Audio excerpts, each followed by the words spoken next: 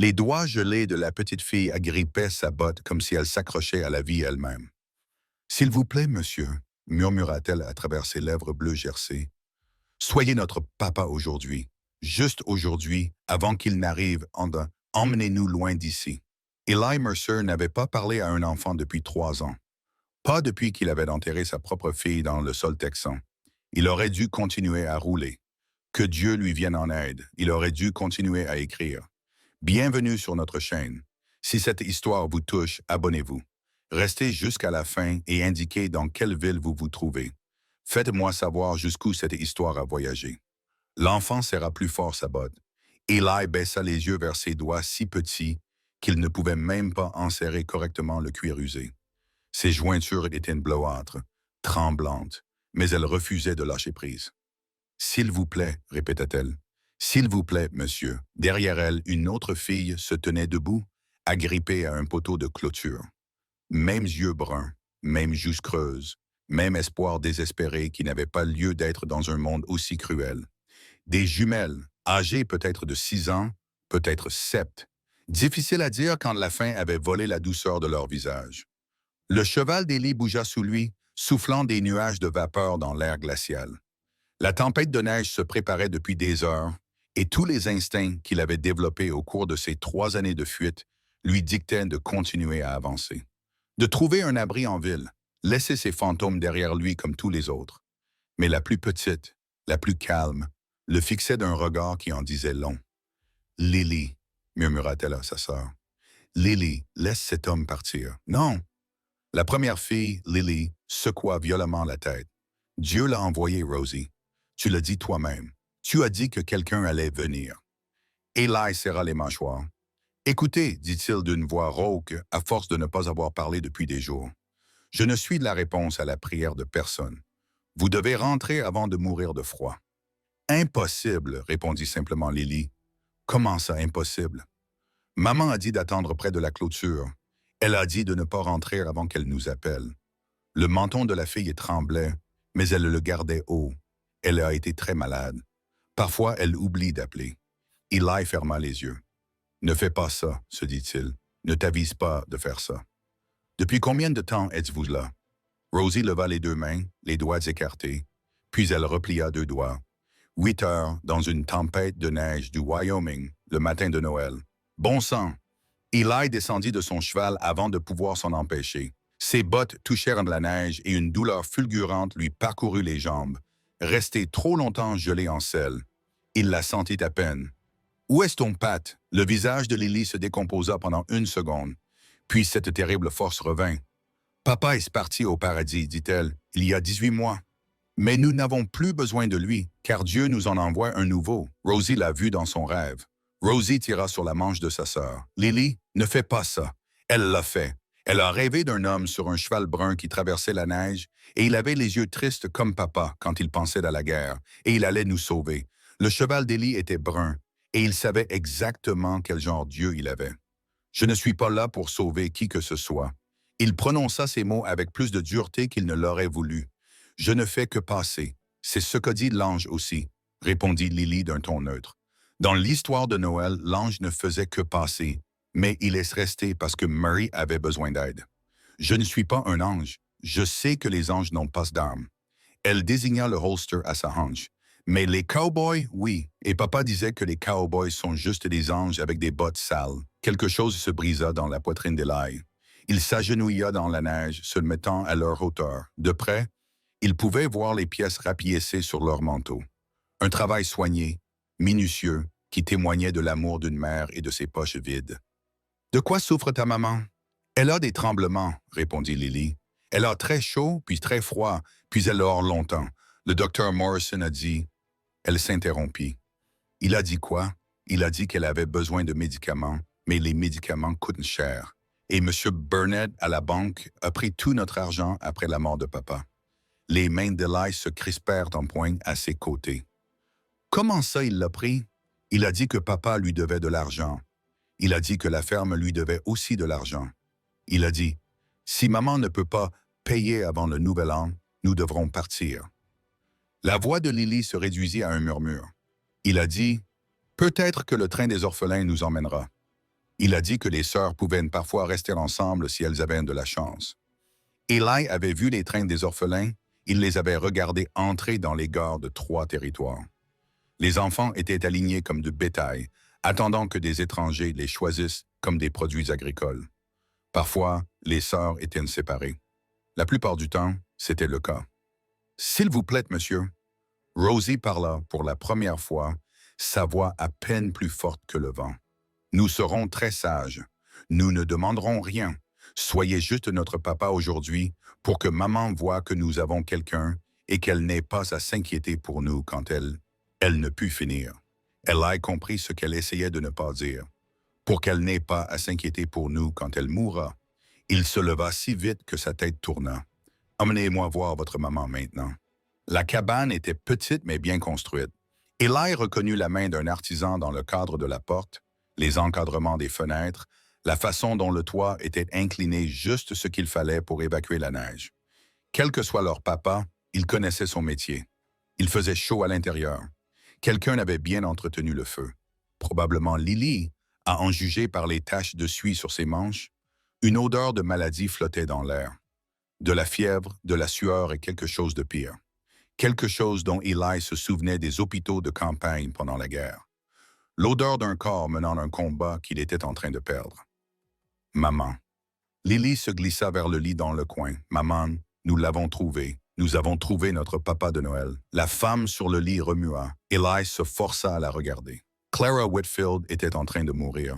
Il le voyait à la teinte grise de sa peau, à la façon dont sa respiration s'étouffait dans sa poitrine, à ses yeux brillants de fièvre qui luttaient pour se fixer sur son visage. Mais même maintenant, même dans cet état, il y avait quelque chose de féroce dans son expression. Quelque chose qui refusait de se rendre. Qui? Sa voix se brisa. Sa voix. Qui êtes-vous? Je m'appelle Eli Mercer. Madame, je passais par là quand j'ai trouvé vos filles dehors. Les yeux de Clara se posèrent sur ses filles avec une terrible lucidité. Dehors, dans cette tempête, Lily, je t'avais dit de rester sous le porche. On l'a fait, maman, pendant un moment. Mais ensuite, Rosie a eu son intuition et on est allés attendre près de la clôture. Et vous avez attendu près de la clôture pendant combien de temps? Lily regarda ses bottes. Combien de temps? Depuis le lever du soleil, murmura Rosie. Mais ça va, maman. Il est venu comme dans mon rêve. Clara retomba contre son oreiller, les larmes coulant au coin de ses yeux.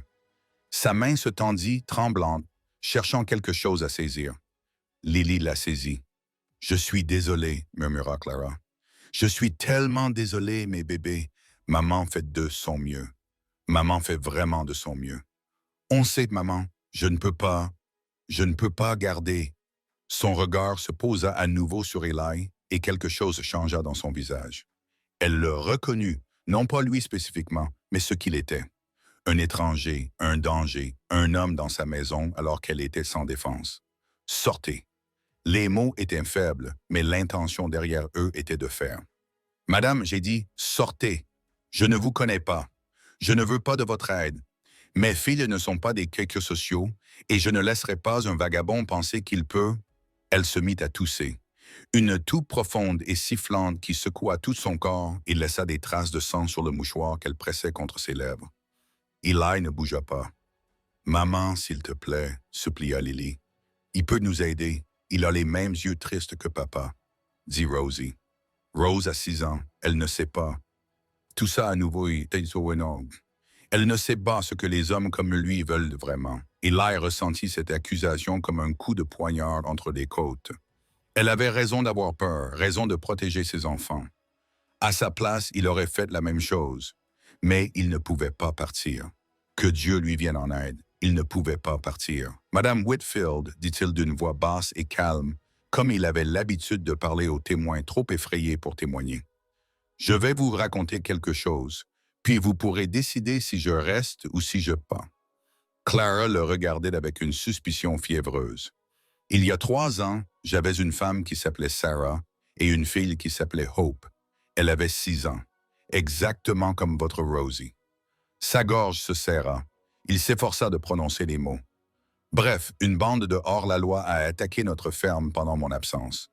J'étais juge itinérant à l'époque et je me rendais dans une ville perdue pour rendre justice à des gens qui ne la méritaient pas. L'expression de Clara changea. Quand je suis rentré, je les ai trouvées, toutes les deux. Je les ai enterrées dans le jardin où ma femme cultivait ses roses. Les mains d'Élie tremblaient. Il les enfonça dans les poches de son manteau. J'ai brûlé cette ferme. J'ai brûlé ma robe de juge avec. Et depuis, je n'ai cessé de chevaucher. Je fuis tout. La cabane était silencieuse, à l'exception du crépitement du feu et de la respiration haletante de Clara. Vos filles m'ont trouvé sur la route et m'ont demandé d'être leur papa, juste pour aujourd'hui. Eli déglutit péniblement. Je ne peux être le papa de personne, Madame Whitfield. Je l'ai prouvé en laissant ma propre fille mourir seule pendant que je jouais à Dieu pour des étrangers. Rosie émit un petit bruit. Mais je peux couper votre bois. Je peux réparer tout ce qui est cassé ici. Je peux m'assurer que vos filles mangent autre chose que de la neige pour leur repas de Noël. Il regarda Clara droit dans les yeux. Et je peux me mettre entre elles et ce qui va arriver. Parce que quelque chose va arriver, n'est-ce pas? Quelque chose qui s'appelle Burnett. Clara retint son souffle. Comment connaissez-vous ce nom? Lily me l'a dit. Elle m'a dit qu'il avait pris votre argent. Elle m'a dit qu'il allait prendre votre ferme. Lily parle trop. Peut-être, mais elle a aussi attendu 8 heures dans une tempête de neige parce qu'elle croyait que Dieu enverrait quelqu'un. Eli fit une pause. Je ne crois plus en grand-chose, madame. Mais je crois que cette petite fille croit, et je pense que cela doit compter pour quelque chose. Clara le fixa longuement, puis elle ferma les yeux. Le médicament, murmura-t-elle. Le docteur Morrison a un médicament qui pourrait aider, mais il coûte 12 $. J'en ai 3. Où est-ce le docteur? En ville, à 3 kilomètres à l'est. Eli sortit une pochette en cuir de sa sacoche. Des pièces s'entrechoquèrent à l'intérieur. J'ai 14 $ et de la monnaie. C'est plus que suffisant pour le médicament et tout ce dont vous avez besoin. Clara ouvrit grand les yeux. Je ne peux pas accepter votre argent. Vous ne le prendrez pas. Je te le donne, c'est la même chose. Non, madame, ce n'est pas la même chose. Il posa la pochette sur la table près de son lit. Prendre, c'est ce que fait Burnett. Donner, c'est ce que font les gens honnêtes. Et j'essaie vraiment de me rappeler comment être honnête à nouveau. La main de Clara se tendit vers la pochette. Elle s'arrêta. Pourquoi? Elle respira. Pourquoi feriez-vous cela pour des inconnus? Eli regarda Lily et Rosie blotties l'une contre l'autre près de la cheminée, qui le regardaient de leurs grands yeux bruns pleins d'espoir et de peur, et d'un besoin désespéré de croire que le monde n'était pas aussi cruel qu'elle l'avait appris. Parce que ma petite fille regardait les inconnus de la même manière, dit-il doucement. Et j'ai passé les 3 dernières années à prier pour que quelqu'un l'aide si elle en avait besoin, en priant pour qu'il reste au moins une personne honnête dans ce monde. Il se tourna vers la porte. Peut-être que j'essaie simplement d'être cette personne, même s'il est trop tard. Attendez. Eli s'arrêta. La voix de Clara était plus forte maintenant. Quelque chose avait changé en elle. Un mur s'était effondré juste assez pour laisser passer un rayon de lumière. Si vous allez en ville, vous devez savoir dans quoi vous vous embarquez. Que veux-tu dire? Silas Burnett ne dirige pas seulement la banque. Il possède la moitié de la ville. Le shérif est à sa botte. Le quai, le magasin général, même la nouvelle église qu'ils construisent. Tout son argent. Clara serra les mâchoires. Et il a tué mon mari. Eli se retourna vers elle. Tu en es certaine. Mon mari était constructeur, le meilleur de la région. Burnett l'avait engagé pour construire la nouvelle église. Mais Thomas... La voix de Clara se brisa sur ce nom. Thomas avait découvert un problème. Les matériaux étaient pourris. Du bois bon marché était vendu comme du bois de qualité. Tout le bâtiment allait s'effondrer, probablement au printemps, lorsque la congrégation serait au plus fort. Thomas disait qu'il avait des preuves. Il allait le signaler à l'inspecteur territorial. Et puis, il a eu un accident. Clara acquiesça, les larmes coulant maintenant sur son visage. Il est tombé d'un échafaudage de 6 mètres sur un rocher. Ils ont dit qu'il n'avait pas fait attention. Ils ont dit qu'il avait bu. Ses mains serrèrent la couverture jusqu'à ce que ses jointures blanchissent. Thomas ne buvait jamais, pas une seule fois en 10 ans de mariage, et c'était l'homme le plus prudent que j'ai jamais connu. Il avait des filles. Il n'aurait jamais pris le risque de les quitter. L'esprit d'Élie était déjà en ébullition. Preuve, mobile, méthode. Les instincts qu'il avait tenté d'enfouir refaisaient surface. Vous avez dit qu'il avait une preuve. Où est-elle? Clara hésita. Tu peux lui faire confiance, maman, dit soudain Lily. Je sais que tu peux, Lily. Rosie l'avait vu. Dans son rêve, l'homme aux yeux tristes allait trouver la cachette de papa. Il allait faire payer les méchants. Eli regarda Rosie. La petite fille calme soutint son regard avec une intensité qui lui hérissa les poils de la nuque. Ses yeux si vieux dans un visage si jeune. La pierre détachée. Rosie murmura derrière la cheminée. « Papa a dit de ne le dire à personne. Mais vous n'êtes pas n'importe qui, monsieur. C'est vous qui êtes censé la trouver. » Clara poussa un cri semblable à celui d'un animal blessé. « Rosie, ma chérie, tu ne peux pas savoir ça. Les rêves ne sont pas réels. »« Ce ne sont que Thomas est venu me voir, » dit Rosie doucement. « La nuit dernière, dans mon rêve, il a dit qu'un homme allait venir. Il a dit de lui montrer la pierre. Le feu crépitait. La neige murmurait contre les fenêtres. Et Eli Mercer, qui avait cessé de croire en quoi que ce soit le jour où il avait enterré sa fille, sentit quelque chose remuer dans sa poitrine qu'il n'avait pas ressenti depuis 3 ans. L'espoir. Un espoir terrible et dangereux. « Montre-moi, dit-il, avec force. » La pierre se détacha dans un grincement qui sembla trop fort dans la cabane silencieuse. Derrière elle se trouvait un espace creux sculpté avec la précision d'un homme qui connaissait ses outils. À l'intérieur se trouvait une sacoche en cuir. Eli la sortit et l'ouvrit avec précaution. Des documents se répandirent sur la table. Des reçus, des factures, des dessins et, au fond, un carnet relié en cuir rempli d'une écriture soignée et de croquis minutieux. « Le journal de Thomas », murmura Clara en s'efforçant de s'asseoir. « Il me l'a montré une fois, disant que c'était sa police d'assurance. Il disait que tant que nous l'avions, Burnett ne pouvait rien contre nous. » Eli feuilleta les pages. Ce qu'il découvrit le fit frissonner. « Ce n'est pas seulement la preuve de matériaux de mauvaise qualité, » dit-il lentement. « Votre mari a documenté un schéma. Des années de fraude, des contrats de construction dans tout le territoire. Et regardez ici. » Il désigna une liste de noms. Burnett ne travaillait pas seul. Il avait des partenaires au sein du gouvernement territorial, dans les banques et même dans les tribunaux. Clara pâlit. « Mon Dieu, Thomas n'a pas été tué à cause d'un projet religieux. » Eli referma soigneusement le journal. Il a été tué parce qu'il avait trouvé des preuves d'une conspiration criminelle qui remontait jusqu'à la capitale. Alors nous sommes morts. Clara respira. Si Burnett sait que ce journal existe, est-ce qu'il le sait? Il cherche quelque chose depuis la mort de Thomas. Il est venu 3 fois à la maison pour demander les papiers de Thomas, proposant de les acheter, puis menaçant. La main de Clara trouva le bras d'Eli, sa poigne étonnamment forte. La semaine dernière, il m'a donné un ultimatum. Je devais lui vendre la ferme avant le jour de l'an, sinon il ferait déclarer mes filles pupilles du territoire. Il a un juge docile à Cheyenne. Tout est déjà arrangé. 4 jours. Ils avaient 4 jours avant que Silas Burnett ne détruise ce qui restait de cette famille. Maman. La petite voix de Lily a brisé la tension. Est-ce que le méchant va nous emmener? Clara ne pouvait pas répondre. Les larmes coulaient trop vite. Alors Eli a fait quelque chose qu'il n'avait pas fait depuis 3 ans. Il a fait une promesse. Non, a-t-il dit, d'une voix ferme comme la pierre. Non, il ne le fera pas. Comment le sais-tu? Eli regarda Rosie, Lily, Clara, qui luttaient pour se contenir malgré la fièvre. La fièvre, le chagrin et une peur qu'aucune mère ne devrait jamais avoir à ressentir. Et il fit son choix. « Parce que je ne vais nulle part, dit-il. Ni aujourd'hui, ni demain, ni avant que tout cela soit terminé. Mais tu as dit, je sais ce que j'ai dit. » Eli prit le journal de Thomas et le serra contre sa poitrine. J'ai dit que je ne pouvais être le père de personne. Et c'est peut-être toujours vrai, mais je peux être autre chose. Quoi? Demanda Lily. Eli serra les mâchoires d'une manière qui aurait été familière à tous ceux qui l'avaient affronté au tribunal. Je peux être l'homme qui veillera à ce que Silas Burnett ne fasse plus jamais de mal à cette famille. Dehors, la tempête faisait rage. Mais à l'intérieur de cette petite cabane, quelque chose avait changé. Quelque chose avait commencé.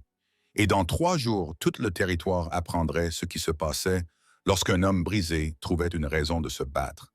Les enfants ne le savaient pas encore. Clara non plus. Mais Eli Mercer venait de déclarer la guerre. Clara s'endormit peu après, épuisée et fiévreuse. Eli s'assit près du feu, le journal de Thomas entre les mains, tandis que les jumeaux se blottissaient sur un matelas dans un coin.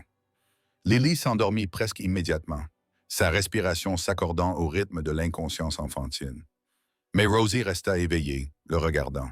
« Monsieur, murmura-t-elle. « Oui, votre petite fille, celle qui est morte. Comment s'appelait-elle? » La gorge d'Eli se serra. « Hope. » Rosie resta silencieuse pendant un moment. « C'est joli. »« Oui, oui, ça l'était. »« Vous l'aimez toujours? » La question le frappa comme un coup physique. Si simple, si dévastatrice. Chaque jour, il s'en sortait. Chaque jour, Rosie acquiesça lentement, comme si cela confirmait quelque chose qu'elle savait déjà. Papa dit que l'amour ne s'arrête pas juste parce que quelqu'un est parti. Elle dit que ça change juste de forme. Ça devient plus grande. Peut-être assez grande pour accueillir de nouvelles personnes. Ellie la fixa du regard. Ton papa t'a dit ça dans mon rêve hier soir. Les yeux de Rosie étaient anciens dans son petit visage. Il a dit que tu allais venir. Il a dit que tu avais perdu espoir. Il a dit que peut-être, tu pourrais emprunter le nôtre pendant un moment. Emprunter le nôtre, emprunter l'espoir. Eli regarda cet enfant étrange et silencieuse qui rêvait d'hommes morts et voyait trop clairement dans les cœurs qui n'avaient plus rien à cacher. « Va dormir, petite, dit-il doucement. « D'accord. » Elle ferma docilement les yeux. Puis, juste avant que le sommeil ne l'emporte, « Monsieur Wu, oui, je suis content que vous ayez arrêté de fuir. » Le feu crépitait, le vent hurlait, et Eli Mercer était assis dans l'obscurité de cette petite cabane, tenant le journal d'un homme mort et se demandant si peut-être, juste peut-être, il n'avait pas fui quelque chose pendant toutes ces années. Peut-être avait-il couru vers cela. Le matin arriva, gris et glacial. Eli n'avait pas dormi. Il avait passé la nuit à lire le journal de Thomas Whitfield à la lueur du feu, page après page d'une documentation méticuleuse qui brossait un tableau de corruption si vaste qu'il en avait l'estomac retourné. Des contrats de construction avec des matériaux falsifiés. Des rapports d'inspection signés par des fonctionnaires qui n'avaient jamais visité les sites. De l'argent transitant par des sociétés écrans et disparaissant dans des comptes qui menaient directement à la capitale territoriale. Thomas Whitfield n'était pas seulement un constructeur. Il avait été témoin d'un empire de vols et de mensonges, et il en avait payé le prix de sa vie. Le feu s'était éteint quand Eli entendit Clara s'agiter. Il ferma le journal et se retourna pour la trouver en train de l'observer, ses yeux fiévreux plus clairs que la nuit précédente. « Tu es resté, dit-elle. »« Oui. » La plupart des hommes auraient pris le journal et se seraient enfuis, le vendant à Burnett pour assez d'argent pour disparaître. Eli soutint son regard. « Je ne suis pas comme la plupart des hommes. » Clara l'étudia longuement. Ce qu'elle vit fit changer son expression. Pas de la confiance, pas encore, mais le début de quelque chose qui pourrait devenir de la confiance s'il la méritait. Les filles dormaient encore. Eli fit un signe de tête vers le coin où Lily et Rosie étaient blotties l'une contre l'autre, comme des chiots cherchant de la chaleur. Elles avaient eu une journée difficile hier. Elles avaient eu une année difficile. Les mots restèrent suspendus entre eux, lourds de tout ce qu'ils impliquaient. Madame Whitfield, Clara. Elle se redressa, grimaçant sous l'effort. « Si vous partez en guerre pour ma famille, vous feriez mieux d'utiliser mon prénom. » Clara. Eli se pencha alors en avant, le journal posé en équilibre sur ses genoux. « J'ai besoin de tout savoir. Pas seulement ce qui se trouve dans ces pages, mais aussi ce qui s'est passé après la mort de Thomas. Qui est venu vous voir? Ce qu'ils ont dit, ce qu'ils ont menacé de faire. » Clara serra les mâchoires. « Pourquoi? Parce que j'ai été juge itinérant. Je sais comment fonctionnent les hommes comme Burnett. Ils ne se contentent pas de tuer leurs ennemis, ils les détruisent. Ils les font passer pour coupables de quelque chose, pour que personne ne pose de questions. » Il marqua une pause. « De quoi Burnett a-t-il accusé votre mari? » Clara tordit les mains dans la couverture. « D'alcoolisme, dit-elle doucement. Ils ont dit que Thomas était ivre quand il est tombé. Ils ont dit avoir trouvé des bouteilles de whisky dans son atelier. Mais Thomas ne buvait pas. Il n'avait jamais touché à l'alcool. Son père était alcoolique. Il avait battu sa mère à mort avant de s'enfuir. Thomas avait juré qu'il ne serait jamais comme ça. » La voix de Clara se brisa.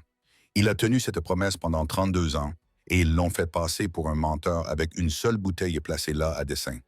Ellie acquiesça lentement. « Quoi d'autre?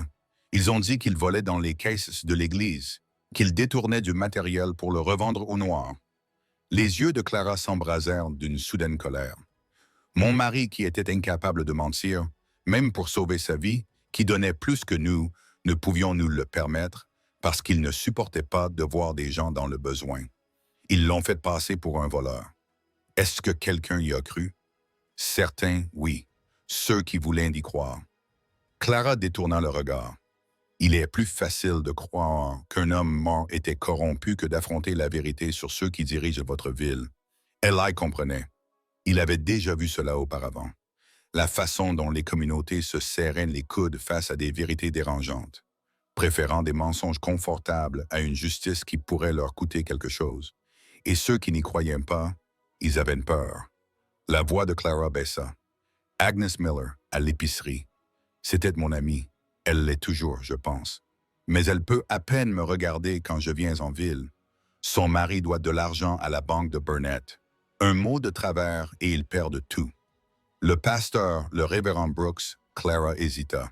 Il est nouveau. Il est arrivé il y a environ 3 ans. Je pense qu'il soupçonne que quelque chose ne va pas, mais l'église est construite avec l'argent de Burnett. Difficile de mordre la main qui construit votre clocher. Et le shérif Wade Colton, quelque chose de compliqué passa sur le visage de Clara. C'était mon beau-frère, marié à ma sœur Ruth avant qu'elle ne meure en couche il y a 5 ans. Il fait toujours partie de la famille, je suppose. Mais la famille ne signifie pas grand-chose quand Burnett a votre gagne-pain dans sa poche. La voix de Clara devint amère. Wade est venu me voir après la mort de Thomas. Il s'est tenu là, dans l'embrasure de la porte, et m'a dit qu'il était désolé. Puis il m'a dit qu'il n'y aurait pas d'enquête. Eli sentit sa mâchoire se crisper. Il l'a dit clairement. Il a dit que les preuves étaient évidentes. Il a dit que poursuivre l'enquête ne ferait que me faire du mal à moi et aux filles. Il a dit que je devrais accepter tout ce que Burnett m'offrait et prendre un nouveau départ, ailleurs. Clara rit, mais son rire était dépourvu d'humour. Recommencer à zéro, avec 2 enfants, sans argent et avec la réputation d'être la veuve d'un voleur et d'un ivrogne. Où exactement étais-je censé recommencer à zéro? Tu n'es pas parti. Non, je ne suis pas parti. Clara leva le menton. C'est ma maison. Thomas l'a construite de ses propres mains. Chaque planche, chaque clou, chaque pierre de cette cheminée. Mes filles ont fait leur première pas sur ce sol. Je mourrais avant de laisser Silas Burnett nous le prendre. Les mots résonnèrent dans la petite cabane féroce et définitifs. Eli regarda cette femme, malade, épuisée, à peine capable de s'asseoir, et vit quelque chose qui lui rappela douloureusement Sarah. Cette même force obstinée, ce même refus de céder. Cela avait coûté la vie à Sarah. Il ne laisserait pas cela tuer Clara. « Je vais en ville, dit-il en se levant, pour aller chercher tes médicaments et me renseigner. Burnett sait sûrement que tu es ici maintenant. Ces hommes surveillent les routes.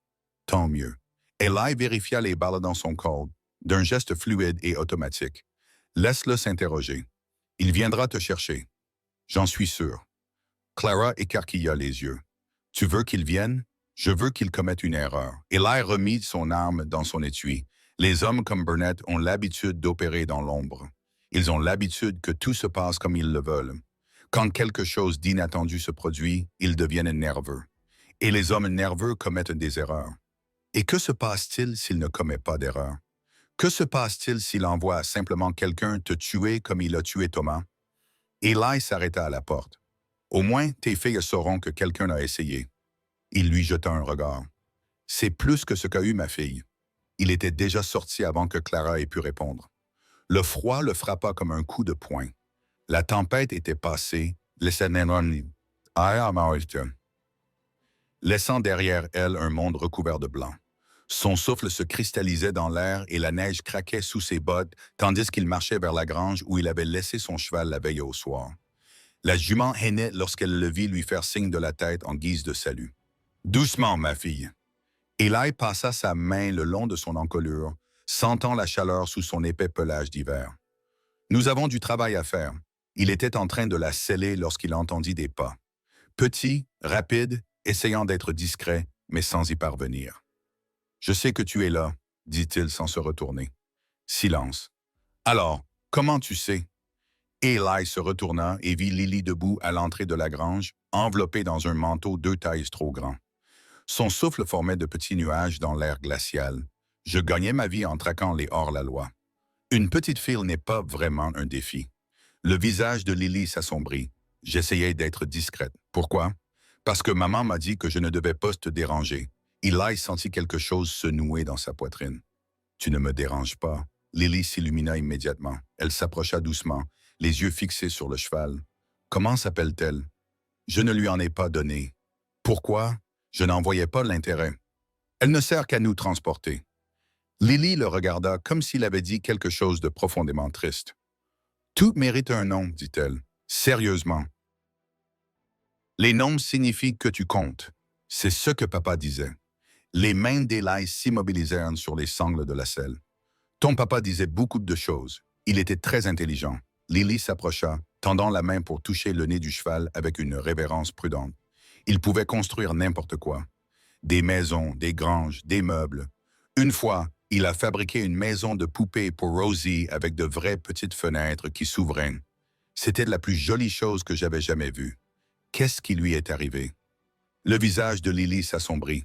Les hommes de M. Burnett sont venus après la mort de papa. Ils ont dit qu'ils cherchaient des papiers. Ils ont cassé beaucoup de choses. Sa voix se réduisit à un murmure. Ils ont cassé la maison de poupée. Les mains d'Ellie se crispèrent sur les sangles en cuir. Ont-ils trouvé ce qu'ils cherchaient? Non. Un petit sourire traversa le visage de Lily. Rosie lui a montré la mauvaise cachette. Papa en avait 3. Elle lui a montré celle qui ne contenait que de vieilles lettres.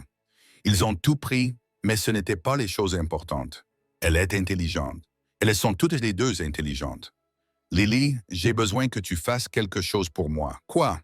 Pendant que je serai en ville, j'ai besoin que tu veilles sur ta maman et ta sœur.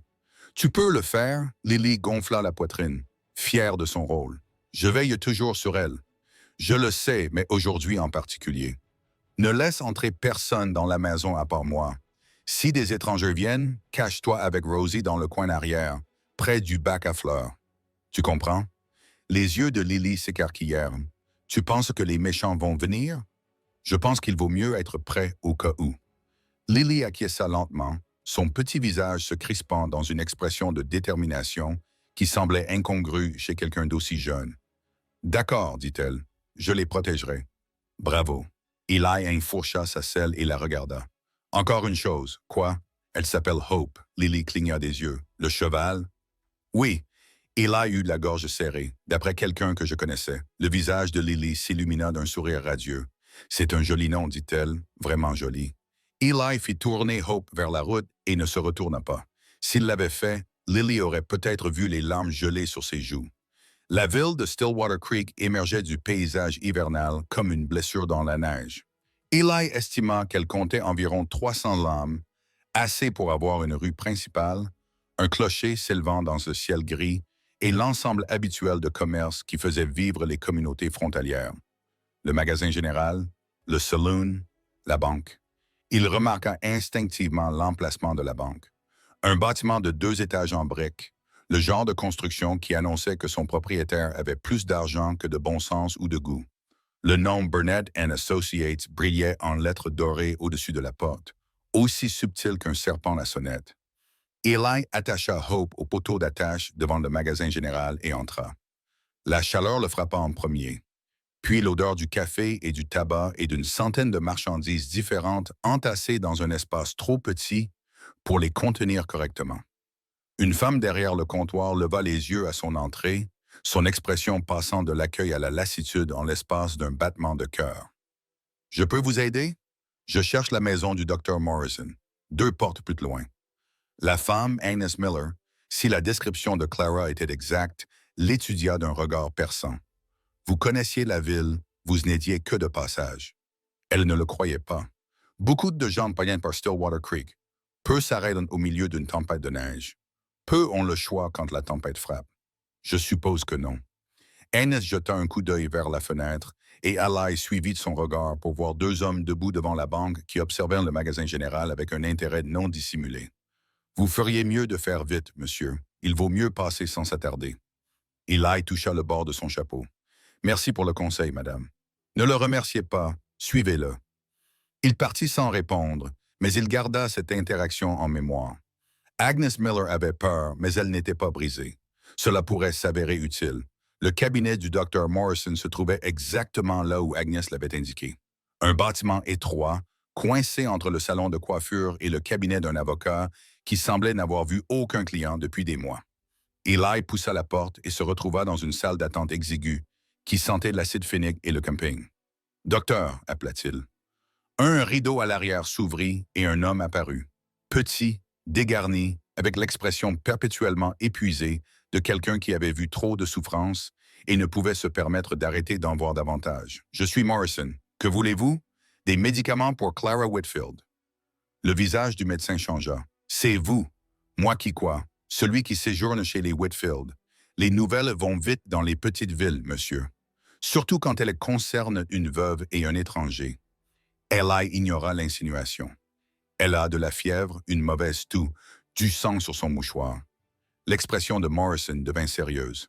« Depuis combien de temps ça dure? » « Une semaine ou plus, d'après ses filles. Et vous venez seulement maintenant chercher des médicaments. Je suis arrivé hier soir. » Le médecin grogna et disparut derrière le rideau.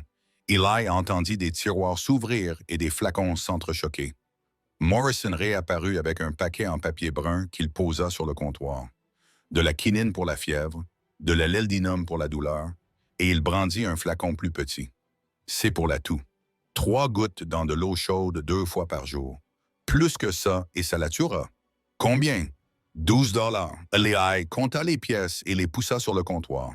Morrison les fit disparaître avec une efficacité rodée. « Cela la soulagera, » dit le médecin à voix basse. « Mais je ne vais pas vous mentir, monsieur. Quelle que soit sa maladie, elle est profondément enracinée. Sans repos, sans nourriture et sans soins appropriés, elle aura tout cela. » Morrison l'étudia. « Vous parlez comme un homme qui fait des promesses qu'il ne pourra peut-être pas se tenir. Alors je ferais mieux de les tenir. » Le médecin soutint son regard pendant un long moment. Puis quelque chose changea dans son expression. Pas tout à fait de la confiance, mais quelque chose qui s'en rapprochait.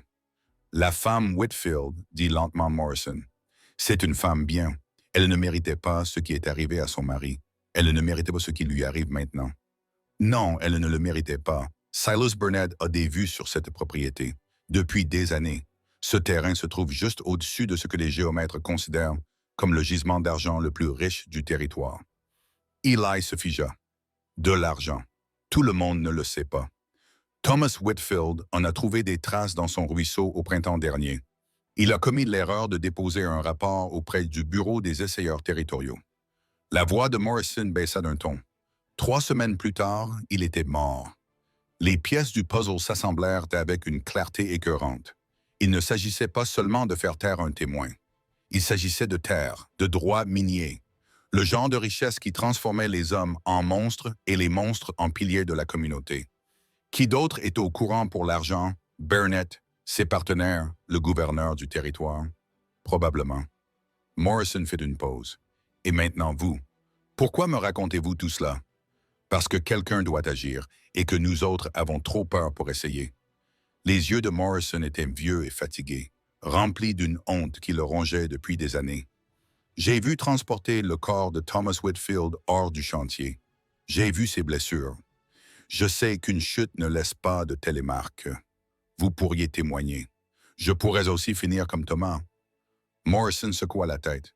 J'ai une femme, des petits-enfants en Californie. Je ne suis pas courageux, monsieur. Je suis juste fatigué de faire semblant de ne pas voir ce qui se passe sous mes yeux. Eli rassembla les médicaments et les glissa dans son manteau. « Ce que vous venez de me dire, vous comprenez? Et je vais m'en servir, je comprends. Et Burnett saura que quelqu'un a parlé. » Morrison sourit d'un air sinistre. « J'ai aussi une arme, monsieur. Et j'ai été lâche assez longtemps.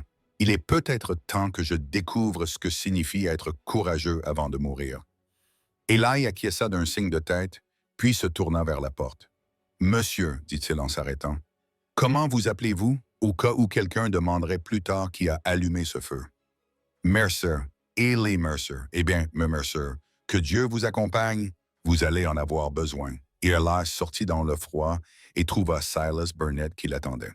L'homme était exactement comme Eli l'avait imaginé.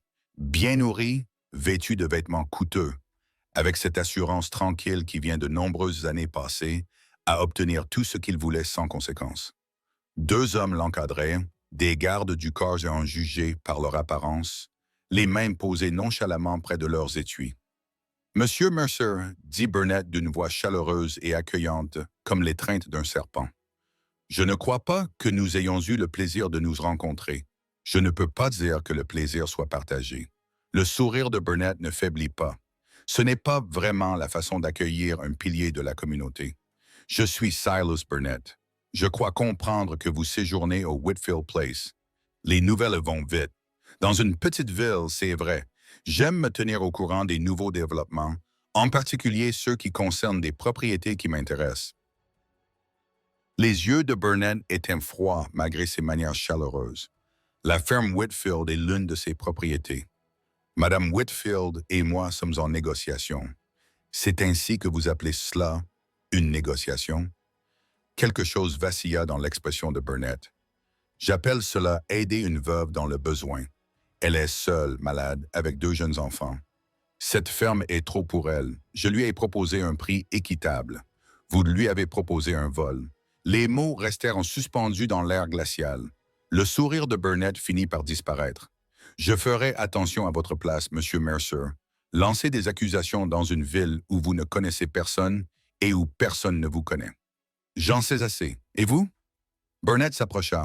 Vous savez que le mari de Clara Whitfield était un ivrogne et un voleur, qu'il est mort parce qu'il était imprudent et corrompu, que la veuve a du mal à joindre les 2 bouts, incapable de payer ses dettes, incapable de s'occuper correctement de ses enfants.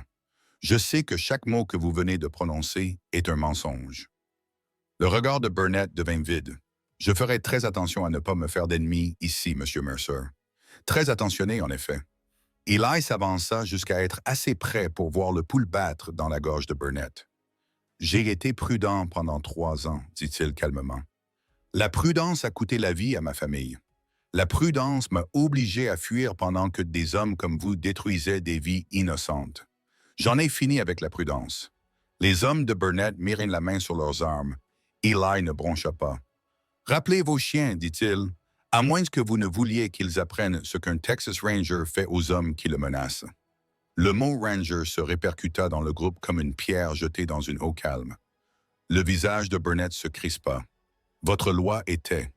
Maintenant, je ne suis qu'un homme qui n'aime pas les brutes. » Eli soutint le regard de Burnett. « Vous avez 4 jours avant le Nouvel An. 4 jours pour que je trouve suffisamment de preuves pour vous faire pendre. Je vous suggère de les passer à mettre vos affaires en ordre. » Il passa devant Burnett sans attendre de réponse, monta à cheval et quitta la ville. Il eut des frissons dans le dos pendant tout le trajet, attendant d'une balle qui ne vint pas, mais il savait qu'elle finirait par venir. Les hommes comme Silas Burnett ne laissaient pas les défis en suspens. Eli venait de peindre une cible dans son dos. Il devait maintenant s'assurer qu'elle y resterait et qu'elle ne toucherait pas Clara et ses filles. La vraie guerre était sur le point de commencer. Clara était assise quand Eli revint. Le médicament avait déjà commencé à faire son petit miracle. La couleur était revenue sur ses joues et elle respirait plus facilement, sans ce terrible râle qui l'avait tenue éveillée toute la nuit. Elle le regardait enlever la neige de ses bottes, les yeux vifs et inquisiteurs. « Tu es vivant, dit-elle, déçue. Surprise, Clara accepta le médicament qu'il lui tendait, retournant les flacons entre ses mains. « La nouvelle est arrivée pendant ton absence. Agnes Miller a envoyé son fils avec un message. » « Quel message? Burnett sait qui tu es. Un Texas Ranger qui est devenu fou après la mort de sa famille. Il dit à tout le monde que tu es dangereux, instable. » Clara marqua une pause. « Il dit que tu as brûlé ta propre maison avec ta femme et ta fille à l'intérieur. » Eli sentit ces mots comme un couteau entre ses côtes. « C'est un mensonge, je le sais. » La voix de Clara était calme. Un homme qui a brûlé sa famille ne pleurerait pas dans son sommeil comme tu l'as fait la nuit dernière. Eli se raidit. « Tu as entendu ça? J'entends tout dans cette maison. Les murs sont fins. » Elle posa les flacons de médicaments sur la table à côté de son lit. « Vous avez appelé quelqu'un qui s'appelle Hope.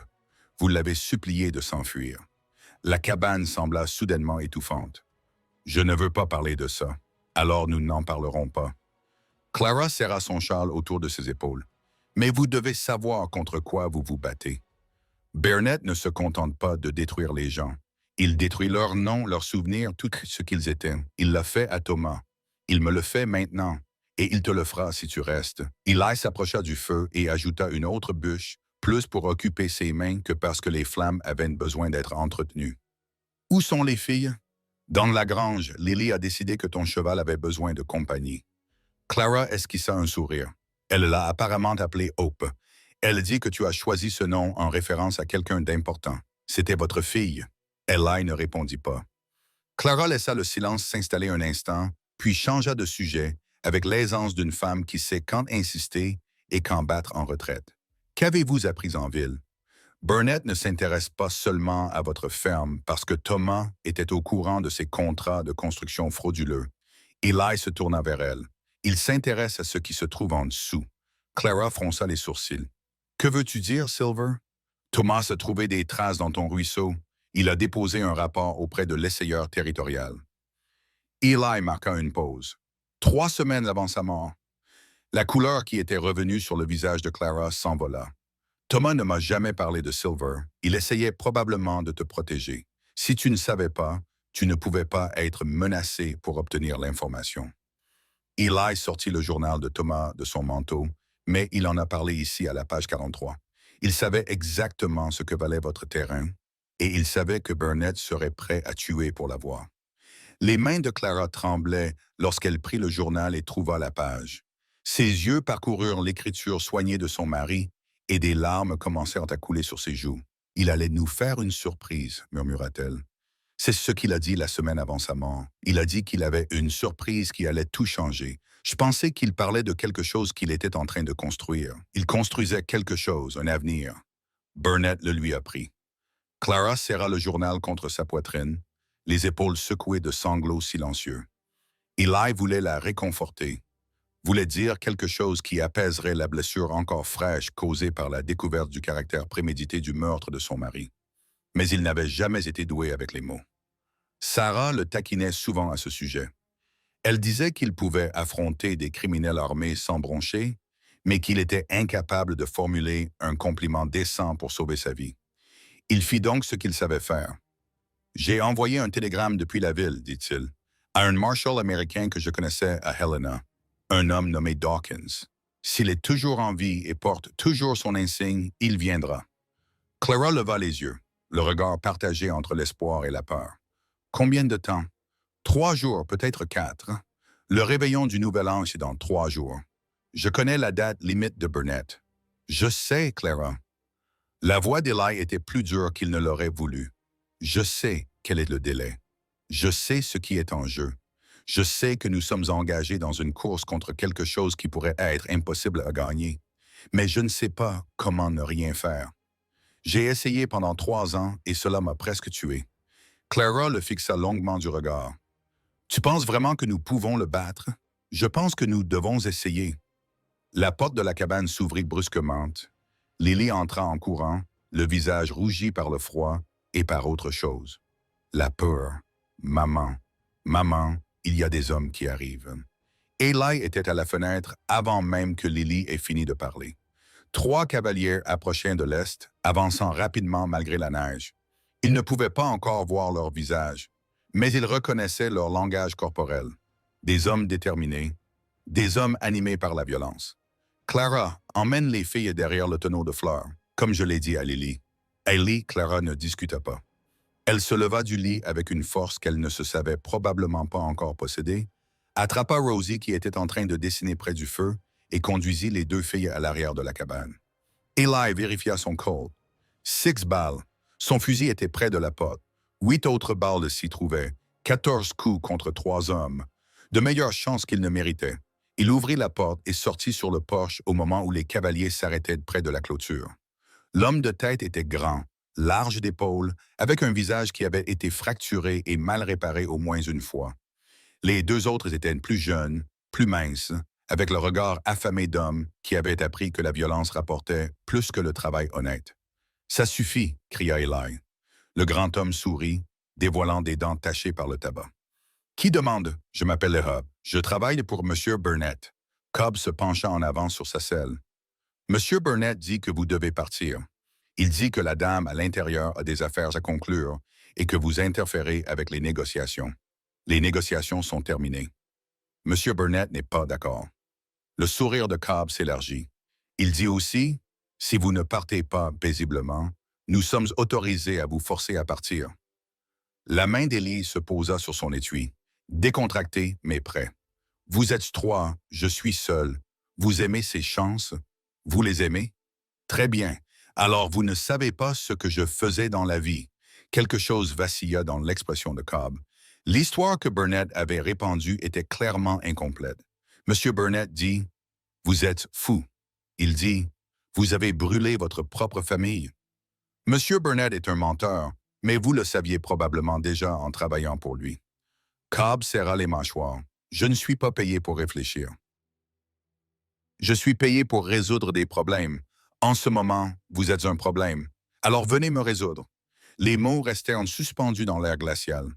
Les deux jeunes hommes échangèrent des regards nerveux.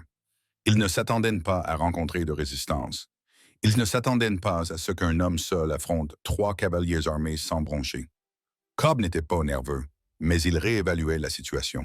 « Vous savez ce qui se passera si vous commencez à tirer ici, » dit Cobb lentement. « Le shérif Colton viendra enquêter et trouvera un vagabond mort sur la propriété d'une veuve. Il trouvera peut-être d'autres choses aussi, des choses qui ne sont pas très flatteuses pour la dame ou ses filles. Ou peut-être trouvera-t-il trois hommes monstres qui ont tenté de s'introduire de force dans une propriété où ils n'étaient pas les bienvenus. Vous serez pendu pour cela. Cela en vaut peut-être la peine. » Cobb l'étudia longuement. « Vous êtes vraiment fou. Je suis un père qui a perdu sa fille.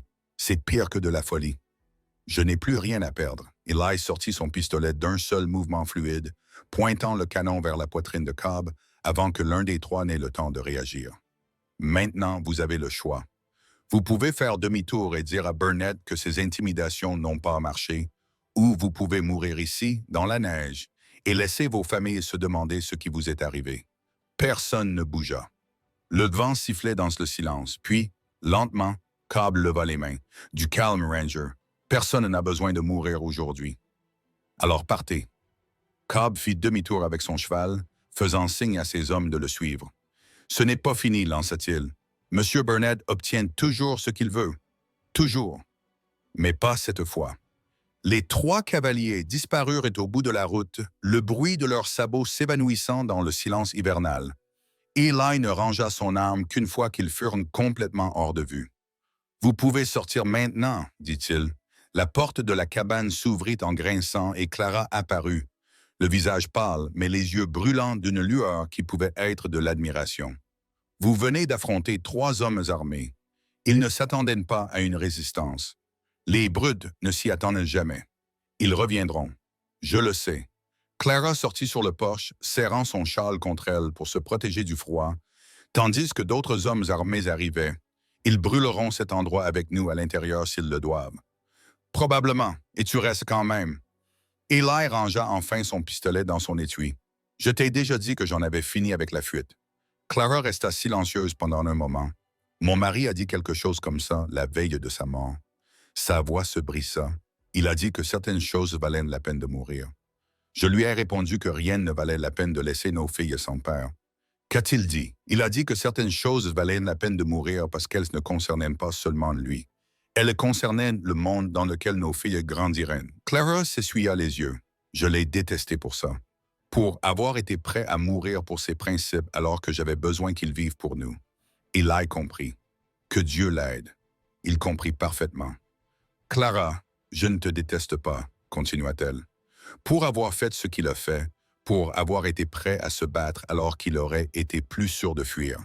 C'est juste que, dit-elle en pressant sa main contre sa bouche, luttant pour garder le contrôle. Je ne peux pas voir un autre homme bon mourir pour ma famille. Je ne peux pas. Alors ne regarde pas. » Clara le regarda. « Quoi? Je ne te demande pas de regarder.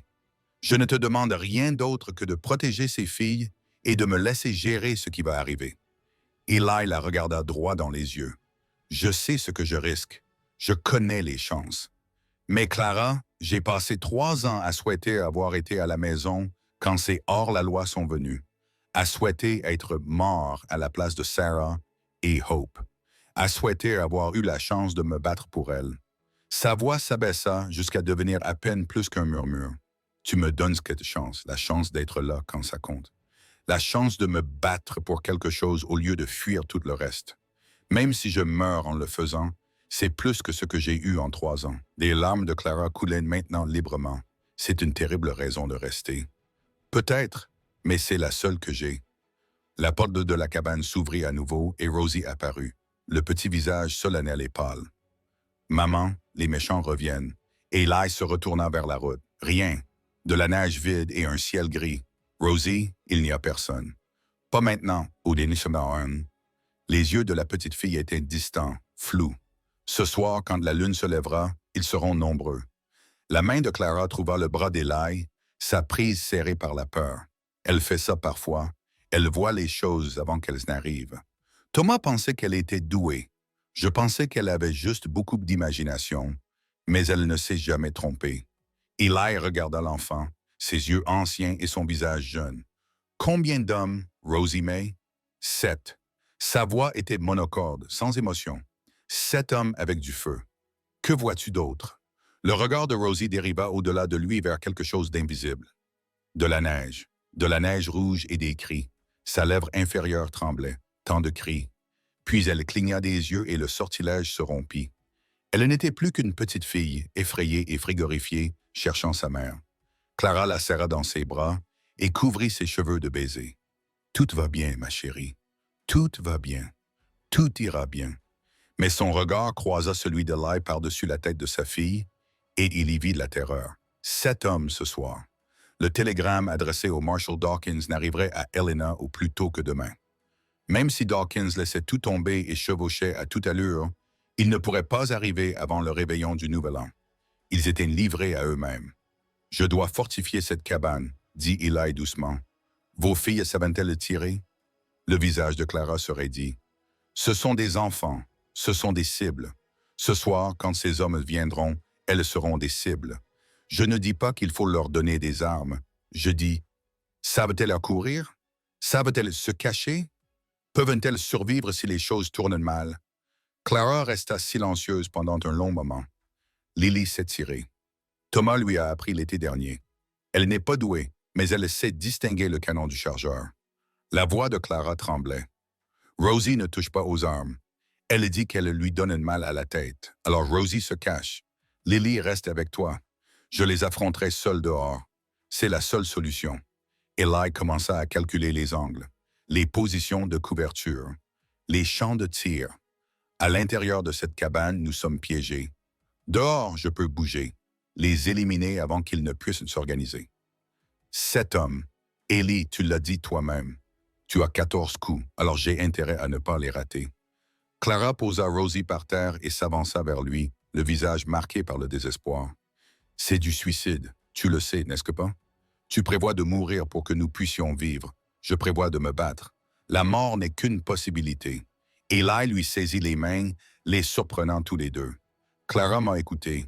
Il y a 3 ans, je n'étais pas là quand ma famille avait besoin de moi. Je porte cette culpabilité chaque jour depuis. Chaque kilomètre que j'ai parcouru, chaque verre que j'ai bu, chaque fois que j'ai pensé à me tirer une balle, c'était parce que je n'avais pas pu être là. Il resserra son étreinte. Ce soir, je serai là. Quoi qu'il arrive, je me tiendrai entre le mal et des enfants innocents et je dirai « Pas aujourd'hui. Peut-être que je survivrai. Peut-être que non. Mais je ne fuirai pas. Tu comprends? Je ne peux pas fuir. Plus jamais. » Les larmes de Clara coulaient sur leurs mains jointes. « Alors nous nous battrons ensemble. » Clara. Non. Sa voix s'était durcie, comme lorsqu'elle parlait de sa terre et du souvenir de son mari.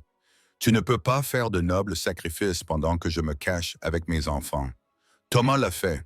Il est parti seul, m'a protégé et maintenu dans l'ignorance. Et il est mort seul. Je ne laisserai pas cela se reproduire. Tu es malade. Je vais mieux.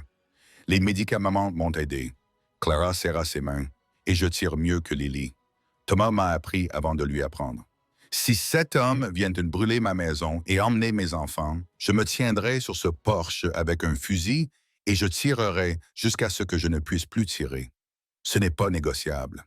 Eli la fixa du regard. Cette femme impossible, têtue, magnifique, qui refusait de céder même si cela pouvait lui sauver la vie. Très bien, dit-il finalement. Nous nous battrons ensemble. Clara acquiesça d'un signe de tête. Que faisons-nous en premier? Eli lâcha ses mains et se dirigea vers la porte. Tout d'abord, nous nous préparons. Éloignez tout ce qui est inflammable des murs. Remplissez tous les seaux d'eau. Barricadez les fenêtres que nous ne pouvons pas couvrir avec nos tirs. Puis, il s'arrêta sur le seuil.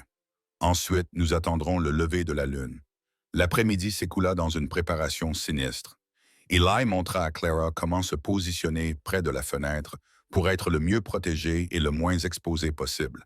Il renforça la porte avec la seule table de la cabane, la calante contre le corral, à un angle qui obligerait quiconque tenterait d'entrer à pousser une barrière tout en s'exposant au tir.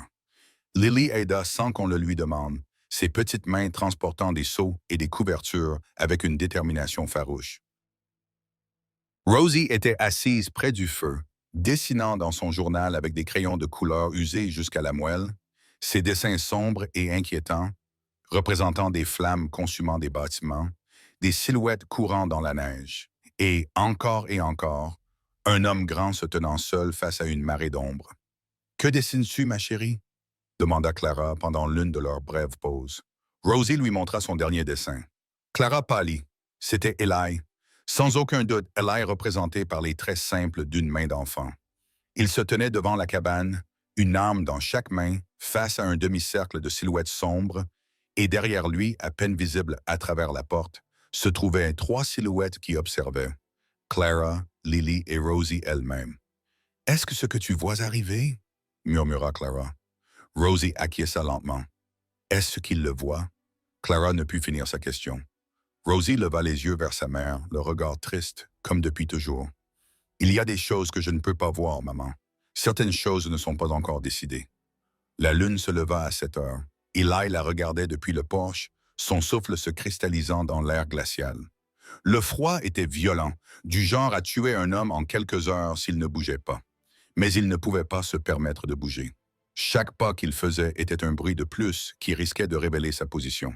Clara était à l'intérieur avec les filles, toutes les 3 postées près de la fenêtre arrière, d'où elle pourrait s'enfuir dans les bois si les choses tournaient mal. Eli avait fait promettre à Clara de s'enfuir s'il tombait. Elle avait promis. Il ne la croyait pas. Le premier cavalier apparut à 8 heures, puis un deuxième, puis un troisième.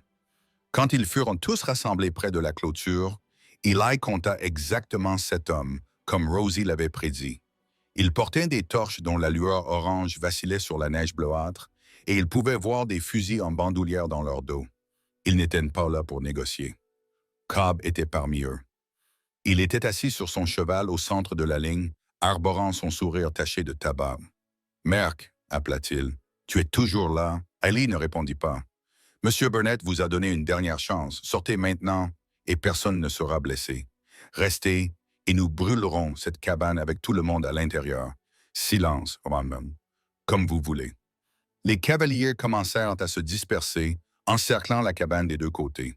Une formation d'intimidation classique. Encercler la cible, couper les voies de fuite, puis se rapprocher. Eli avait déjà vu cela auparavant. Il avait également vu cela échouer. Il leva son fusil, visa le porteur de torche le plus à gauche et tira. Le coup de feu retentit dans l'air glacial comme un coup de tonnerre. L'homme hurla et lâcha sa torche en se tenant l'épaule. La torche siffla en touchant la neige et s'éteignit instantanément. Il restait 6 torches, le chaos éclata. Les cavaliers dispersèrent leur formation, se dispersant à la recherche d'un abri qui n'existait pas dans le terrain plat et dégagé autour de la cabane. Eli tira à nouveau, touchant un deuxième homme à la cuisse. Le cheval se cabra, projetant son cavalier dans un banc de neige. 5 torches, les tirs de riposte commencèrent.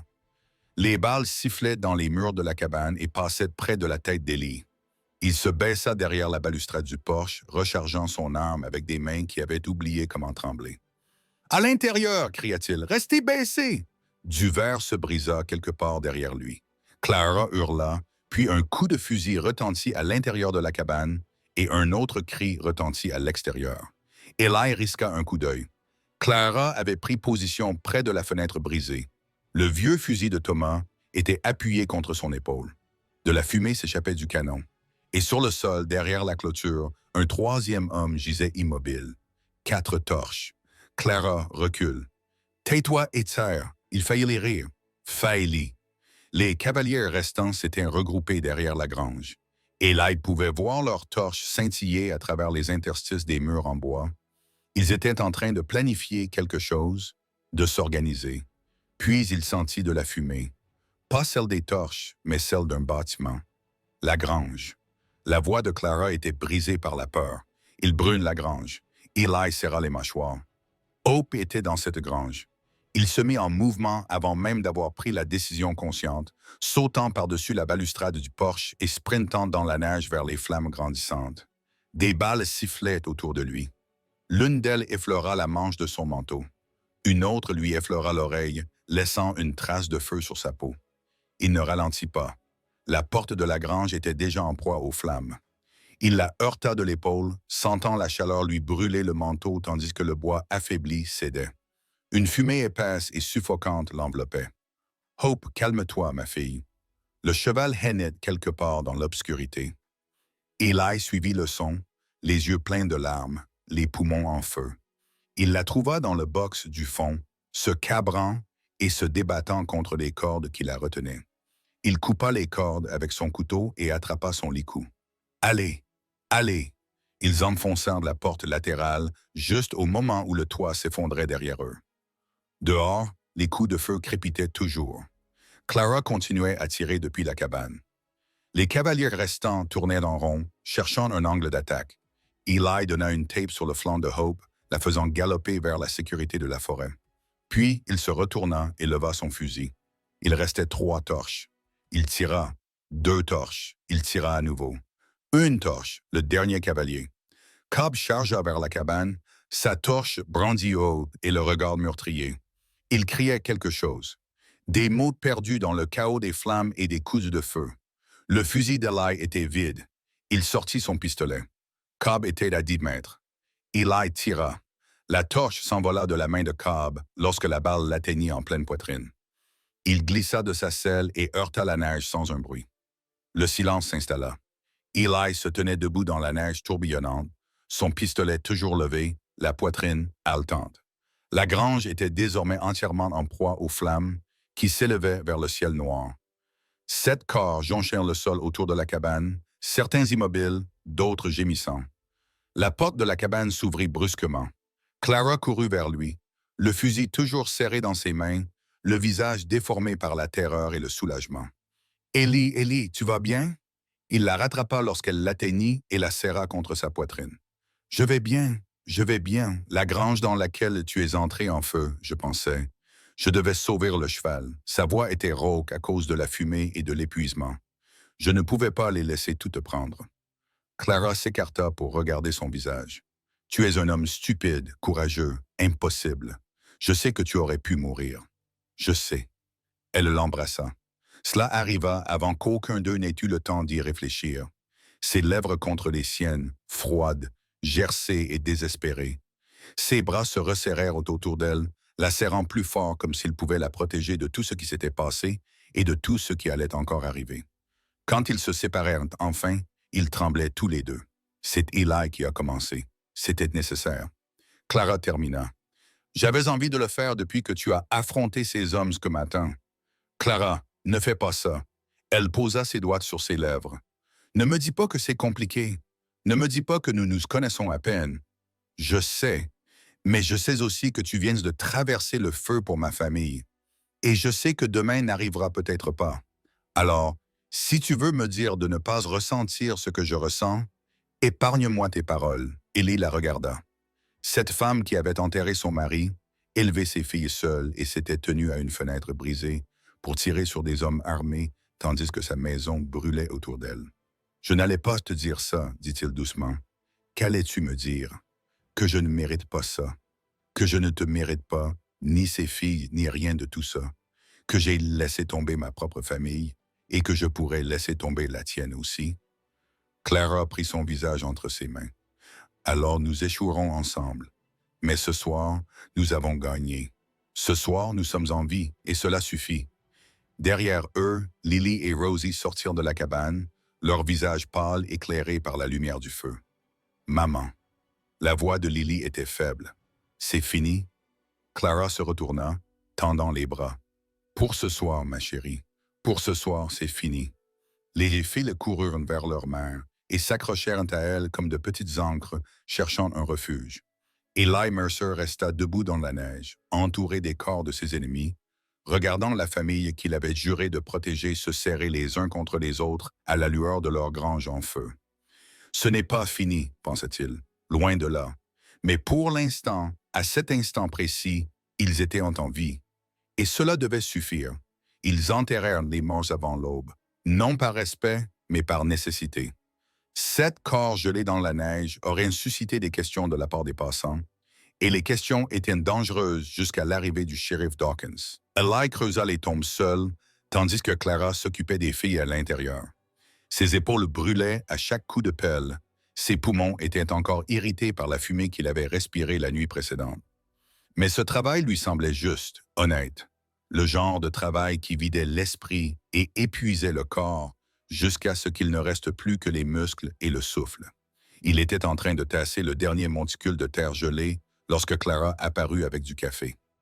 « Tu devrais te reposer. »« Je ne peux pas. » Eli accepta la tasse en roulant ses doigts autour de la chaleur. « Burnett doit être au courant maintenant. Ces hommes ne sont pas revenus.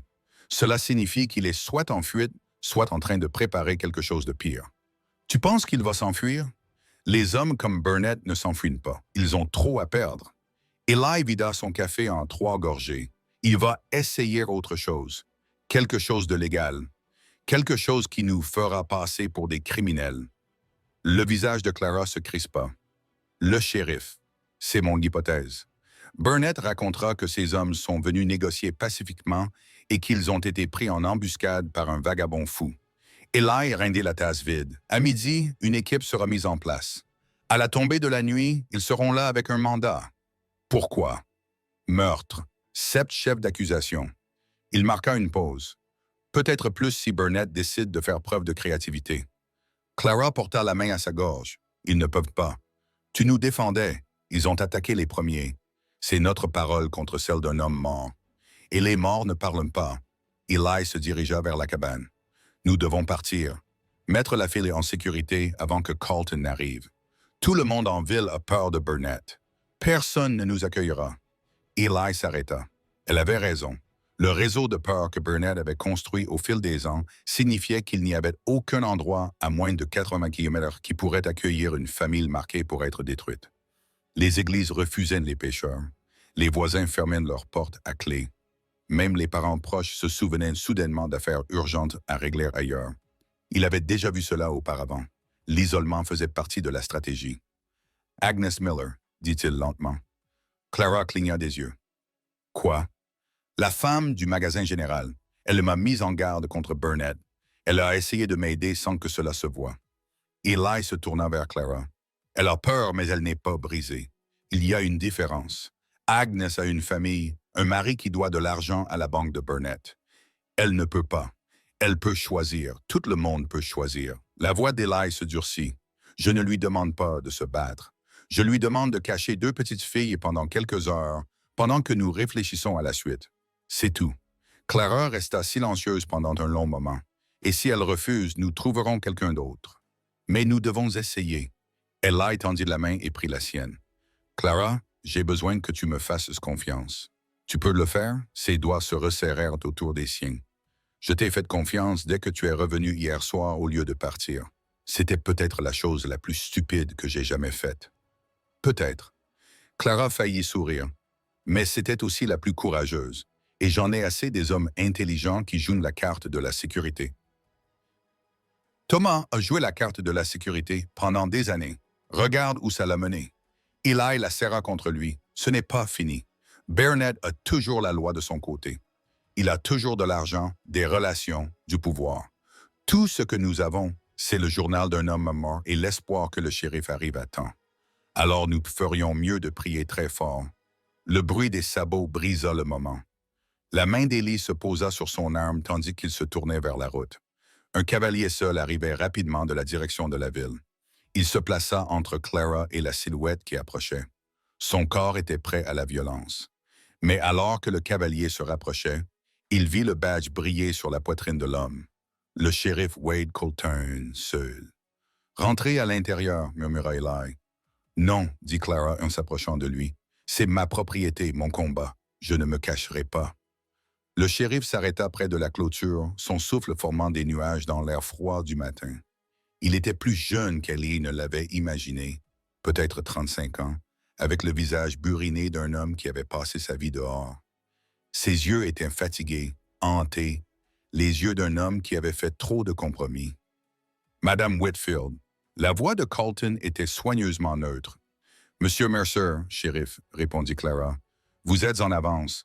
J'ai reçu des rapports faisant état de coups de feu hier soir. J'ai pensé qu'il valait mieux enquêter. Enquêter sur quoi? Il n'y a rien à voir ici. Le regard de Colton se posa sur les tombes fraîches derrière la cabane. Rien à voir, répéta-t-il d'un ton neutre. 7 hommes se sont rendus à votre propriété hier soir, Madame Whitfield. 7 hommes employés par Silas Burnett.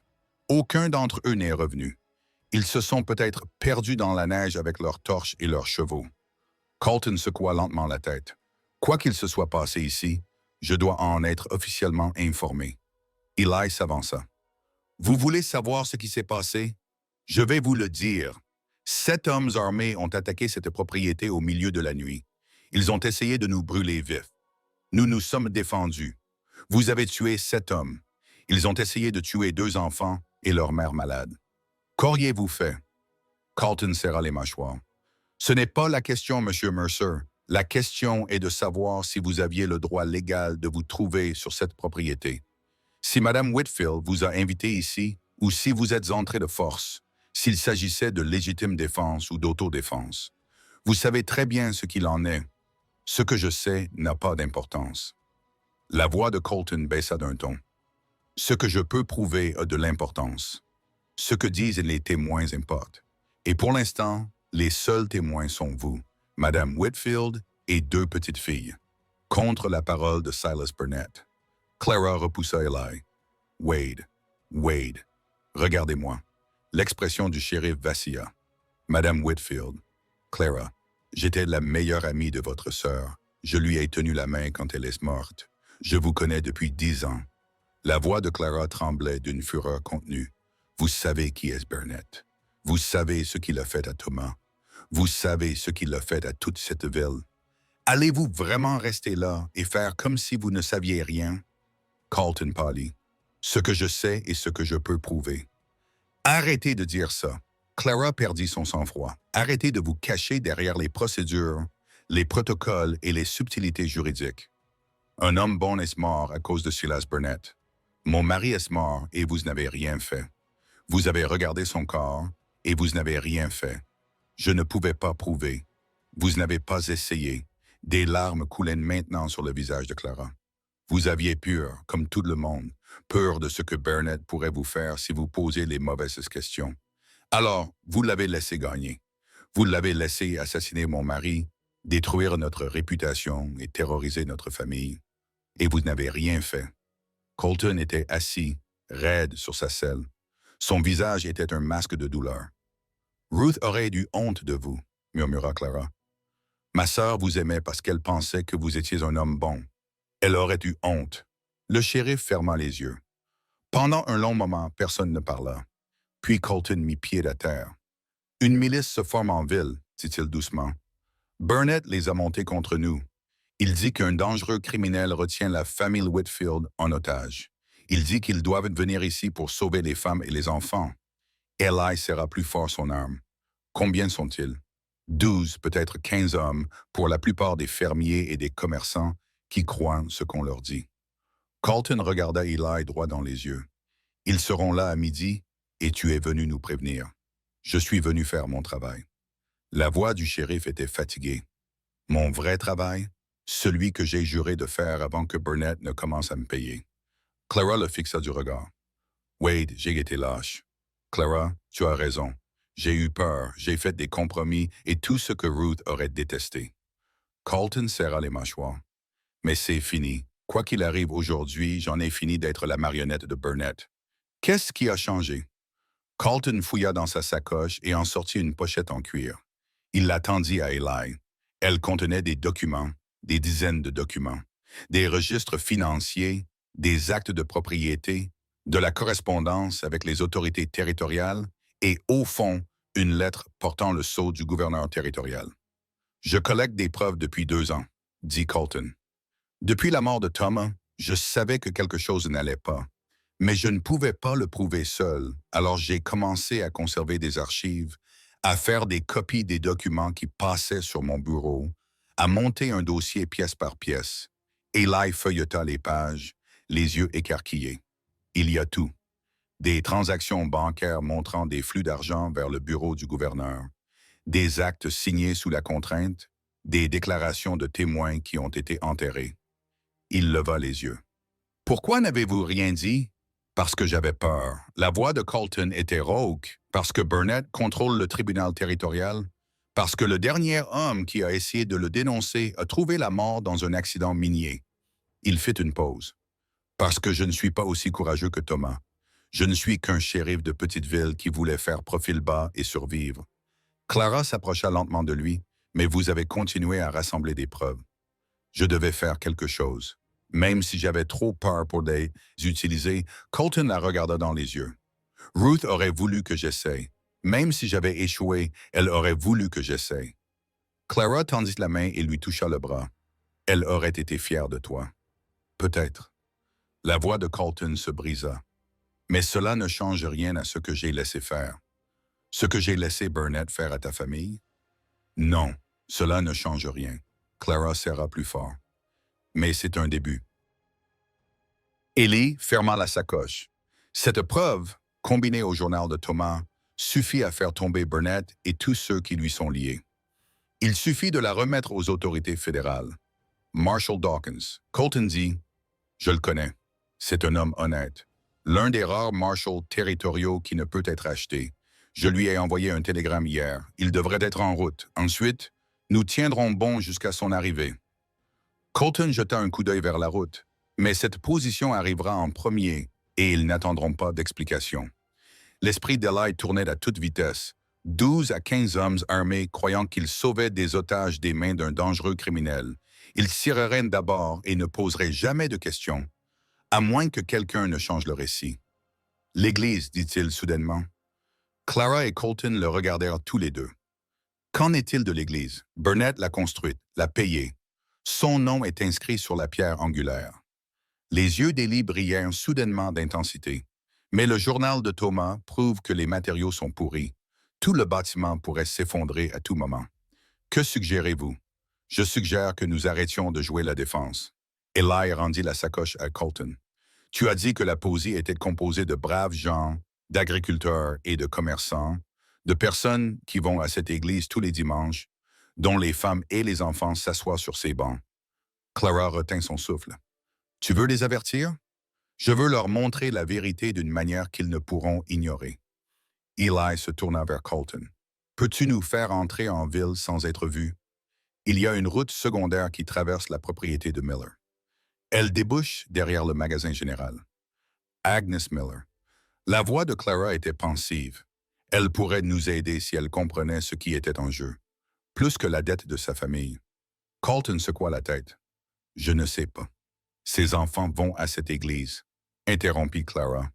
Ces petits-enfants iront à cette église si le bâtiment de Burnett s'effondre pendant le service dominical. Elle ne termina pas sa phrase. Elle n'avait pas besoin de le faire. Je vais parler à Agnes. Eli dit, Colton, occupe les posies. Retarde-les. Dis-leur que tu dois aller en éclaireur, vérifier la situation, tout ce qu'il faut. Et s'ils ne t'écoutent pas, nous ne serons pas plus mal lotis qu'aujourd'hui. Colton hésita. C'est de la folie. Tu parles d'entrer dans une ville qui veut ta mort et de les convaincre que leur citoyen le plus respecté est un meurtrier et un imposteur. Je parle de dire la vérité. Eli le regarda dans les yeux. La vérité que tu as recueillie pendant 2 ans. La vérité pour laquelle Thomas est mort.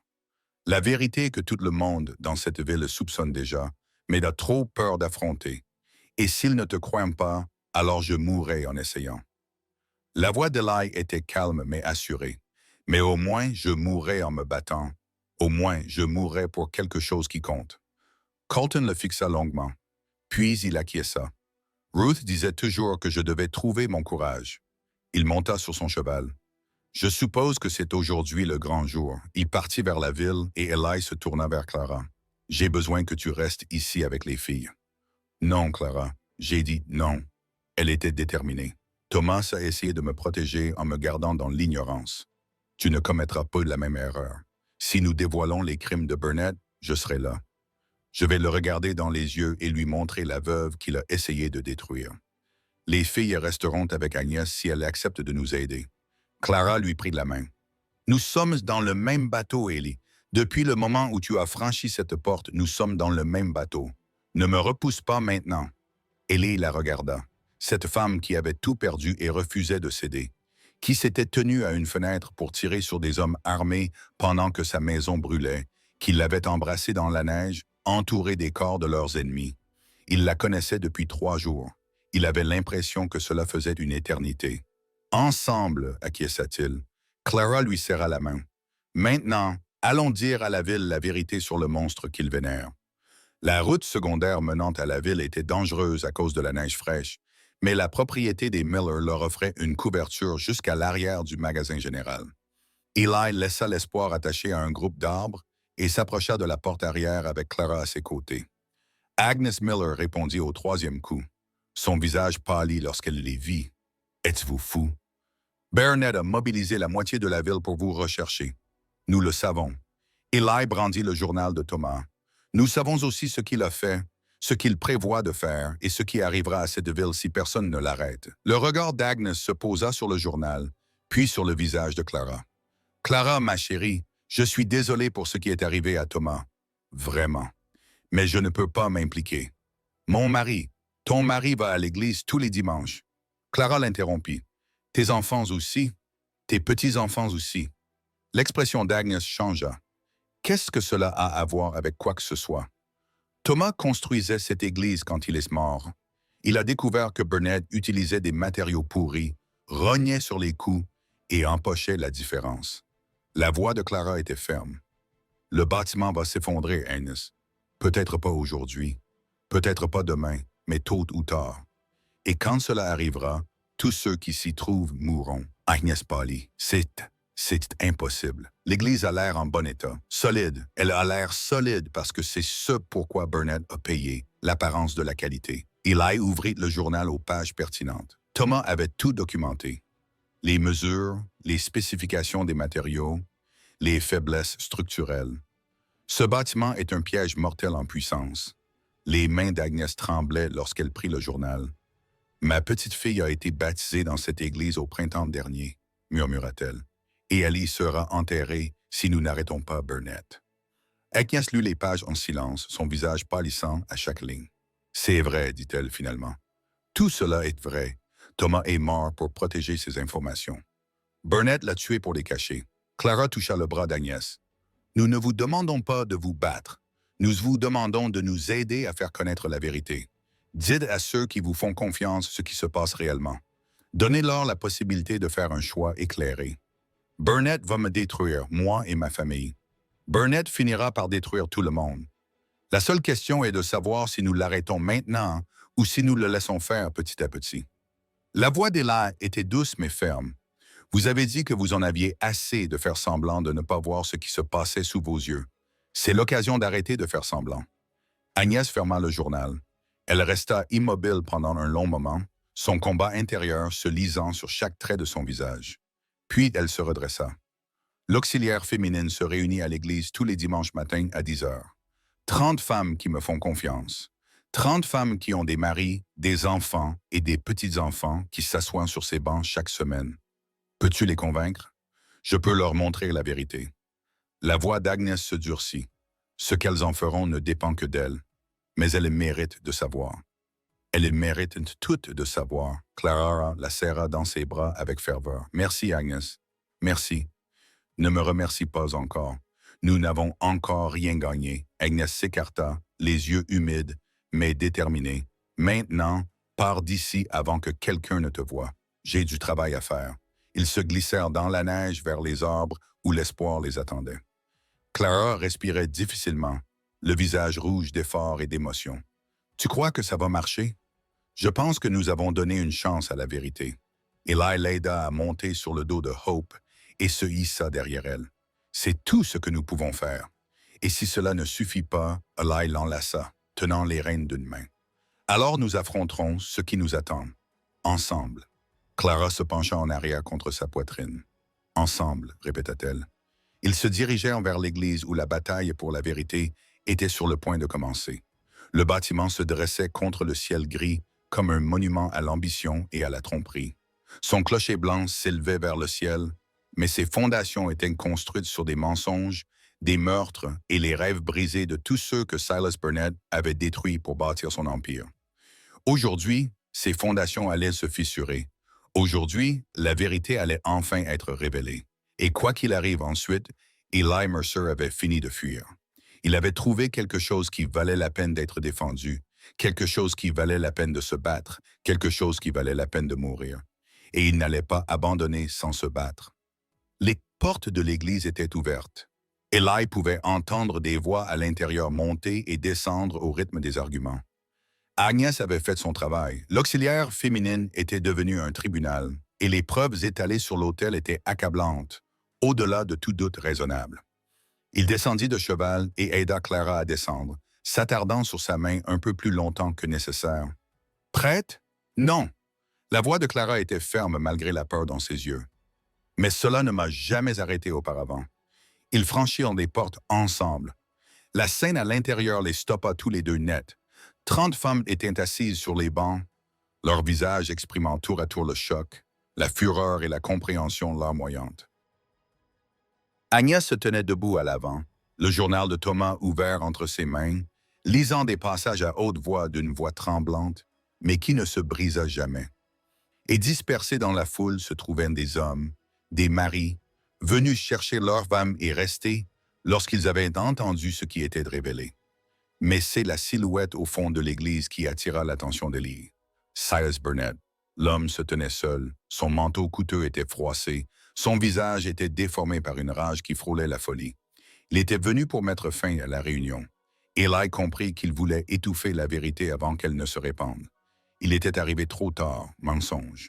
La voix de Burnett coupa le murmure de la foule. Chaque mot. Ce journal est un faux créé par une veuve aigrie et son complice criminel pour détruire un honnête homme d'affaires. Clara s'avança. Mon mari était beaucoup de choses, Monsieur Burnett, mais il n'a jamais été un faussaire et il n'a jamais été un menteur. La foule se tourna vers elle. Madame Whitfield, le sourire de Burnett était un rictus de fausse sympathie. Je comprends votre chagrin, vraiment. Mais répandre ces accusations malveillantes ne ramènera pas Thomas. Cela ne fera que détruire le peu de réputation qui vous reste. Quelle réputation? Celle que vous avez détruite en traitant mon mari d'ivrogne et de voleur. La voix de Clara résonna dans l'église comme une cloche. Celle que vous essayez de détruire maintenant, en envoyant des hommes armés brûler ma maison avec mes enfants à l'intérieur. Des exclamations parcoururent l'assemblée. Des hommes armés? Un fermier nommé Henderson se leva de son banc. Quels hommes armés? 7. Hier soir, ils sont venus avec des torches pour nous brûler vifs. Clara désigna Burnett. Ces hommes, sur ses ordres. C'est absurde, balbutia Burnett. Je n'ai envoyé personne, alors où sont-ils? La voix du shérif Colton coupa court au chaos. Il se tenait dans l'embrasure de la porte latérale, son insigne brillant dans la lumière hivernale qui filtrait à travers les fenêtres. 7 de vos employés, Monsieur Burnett. Aucun d'entre eux ne s'est présenté au travail ce matin. Aucun d'entre eux n'est rentré chez lui hier soir. Le visage de Burnett est devenu gris. Je ne sais pas ce que vous insinuez. Je n'insinue rien. Je constate les faits. Colton s'est dirigé lentement vers l'avant de l'église, chaque pas délibéré et lourd. 7 hommes se sont rendus à la propriété Whitfield hier soir avec des torches et des fusils. Ils ont essayé de brûler vif une femme malade et 2 enfants dans leur lit. Ils ont échoué. Et où sont ces hommes maintenant? Demanda Burnett. Si ce que vous dites est vrai, où sont-ils? Ils sont enterrés, répondit simplement Eli. Tous les regards dans l'église se tournèrent vers lui. Il se tenait dans l'allée centrale, la main posée sur son étui, les yeux rivés sur le visage de Burnett. Ils ont attaqué. Nous nous sommes défendus. 7 hommes ont tenté d'assassiner une famille la nuit de Noël. Et 7 hommes sont morts pour cela. Sa voix était calme, neutre. J'ai déjà tué des hommes, Monsieur Burnett, au Texas quand je portais un badge. au Kansas quand je portais la robe de juge. Je n'ai jamais pris plaisir à le faire, mais je n'ai jamais perdu le sommeil pour avoir abattu des chiens enragés non plus. Burnett perdit son sang-froid. Vous êtes un meurtrier. Un fou. Shérif, arrêtez cet homme. Colton ne bougea pas. Pour quel motif? Meurtre. Il vient d'avouer avoir tué 7 hommes. 7 hommes qui ont attaqué une ferme au milieu de la nuit avec l'intention de commettre un incendie criminel et un meurtre. La voix de Colton était glaciale. Ce n'est pas un meurtre, Monsieur Burnett. C'est de la légitime défense. N'importe quel jury du territoire serait d'accord. Alors arrêtez-le pour intrusion, pour entrave à la justice. Pourquoi d'autre? Colton sortit une liasse de papier de son manteau. Pour avoir découvert des preuves de fraude, de corruption et de meurtre. Pour avoir prouvé que vous voliez des terres à des fermiers depuis plus de 10 ans. Pour avoir documenté les paiements que vous avez versés au gouverneur du territoire en échange de décisions favorables. Les papiers se dispersèrent sur le sol lorsque Colton les jeta aux pieds de Burnett. Je recueille des preuves depuis 2 ans, dit Luce. 2 ans à vous regarder détruire la vie des gens et à faire semblant de ne rien voir. 2 ans à me détester parce que j'avais trop peur de vous arrêter. Le visage de Burnett était passé du gris au blanc. Wade. Wade, vous ne comprenez pas. Je peux t'expliquer. Expliquer quoi? Expliquer comment Thomas Whitfield a fait une chute de ses mètres sur des rochers qui lui ont infligé des blessures à l'arrière de la tête plutôt qu'à l'avant. Expliquer comment un homme qui n'avait jamais touché à l'alcool est mort soudainement ivre. Expliquer comment l'église que tu construis est maintenue par des prières et de la sciure de bois plutôt que par du bois de construction. La congrégation s'est mise à hurler. Les femmes pleuraient, les hommes criaient. Le révérend Brooks, qui était resté figé près de la chaire, retrouva enfin la parole. Est-ce vrai? Son visage était livide. L'église, mon église, est-elle vraiment dangereuse? Agnès lui tendit le journal. Page 43. Thomas avait tout documenté. Les poutres porteuses ont une épaisseur 2 fois moins importante que celle requise. Le mortier des fondations contient trop de sable. Les supports du toit montrent déjà des signes de fatigue. Sa voix se brisa. Si nous avions eu une forte neige cet hiver, si l'église avait été pleine, elle ne put finir. Elle n'en avait pas besoin. Le silence qui s'installa était absolu. Et dans ce silence, Silas Burnett commit sa dernière erreur. Il s'enfuit. Il bouscula les femmes dans l'allée et se précipita vers la porte, ses bottes coûteuses glissant sur le parquet. Eli se lança à sa poursuite sans hésiter. La voix de Clara l'appelait alors qu'il s'élançait dans l'air froid du matin. Burnett avait un cheval attaché dehors. Il était déjà en train de se hisser en selle quand Eli fit irruption par la porte. « Arrêtez !» Burnett ne s'arrêta pas. Eli sortit son pistolet et tira. La balle atteignit le flanc du cheval de Burnett. L'animal hennait et se cabra, projetant son cavalier dans la neige. Burnett se remit debout précipitamment, la main tendue vers le Derringer caché dans son manteau. Le deuxième coup de feu d'ailé lui fit lâcher son arme. Non. Sa voix était calme, son tir précis. Ne m'obligez pas à vous tuer devant tout le monde. Tu ne vaux pas la peine de remplir tous ces papiers. Burnett se figea. Derrière Eli, l'église s'était vidée. Des dizaines de personnes se tenaient debout, le regard dur, animé par la fureur de ceux qui avaient été trompés et trahis. C'étaient des gens qui avaient fait confiance à Burnett, des gens qui avaient emprunté à sa banque, fait leurs achats dans ses magasins et prié dans son église. Des gens qui venaient de découvrir ce que leur confiance leur avait coûté. C'est fini, Silas. Le shérif Colton s'avança, les menottes brillantes dans sa main. Vous êtes en état d'arrestation pour fraude, complot et meurtre de Thomas Whitfield. Vous ne pouvez rien prouver, grogna Burnett. Mes avocats. Vos avocats ne peuvent plus vous aider maintenant. Une nouvelle voix se fit entendre dans la foule. Pas là où vous allez. Eli se retourna et vit un cavalier approcher au galop. Le badge sur la poitrine de l'homme reflétait la lumière alors qu'il retenait son cheval. Marshall Dawkins. L'officier fédéral était plus âgé que dans le souvenir d'Eli, ses tempes étaient grisonnantes, mais son regard était toujours vif et son port toujours aussi militaire. Il mit pied à terre et observa la scène avec le calme d'un homme qui avait vu pire. « Vous avez reçu mon télégramme » dit-il à Eli. « J'ai chevauché toute la nuit. On dirait que j'ai raté le spectacle. »« En grande partie, » répondit Eli en rangeant son pistolet. Les preuves sont à l'intérieur. Tout ce qu'il faut pour arrêter Burnett et tous ceux qui sont liés à lui. Dawkins acquiesça lentement. Compétence fédérale. Conspiration dépassant les frontières territoriales. Corruption de fonctionnaires fédéraux. Fraude postale. La voix d'Ellie était neutre. Faites votre choix. Je les prends tous. Dawkins se tourna vers Colton. Shérif, je prends en charge la garde fédérale de votre prisonnier. Des objections? Colton esquissa un sourire. Aucune, Marshall. Il est à vous. Ils relevèrent Burnett et lui passèrent les menottes. L'homme qui avait terrorisé tout un territoire pendant plus de 10 ans semblait soudain petit et pathétique. Ses beaux vêtements étaient trempés de neige, son visage déformé par une rage impuissante. « Ce n'est pas fini, cracha-t-il à Eli. J'ai des relations, des amis haut placés, vous le regretterez. Je regrette beaucoup de choses, l'interrompit Eli calmement. Mais t'arrêter n'en fait pas partie. Dawkins traîna Burnett vers son cheval. J'aurais besoin des déclarations de toutes les personnes impliquées. Des dépositions officielles. Cela va être un long processus. Peu importe le temps que cela prendra, dit Clara en s'approchant d'Eli. Nous serons là. Dawkins scruta son visage pendant un moment, puis hocha la tête avec quelque chose qui ressemblait à du respect. Madame Whitfield, je suis désolé pour votre mari. D'après ce que j'ai entendu, c'était un homme courageux. Il l'était, répondit Clara d'une voix ferme, et il n'est pas mort pour rien. La foule s'écarta tandis que Dawkins emmenait Burnett.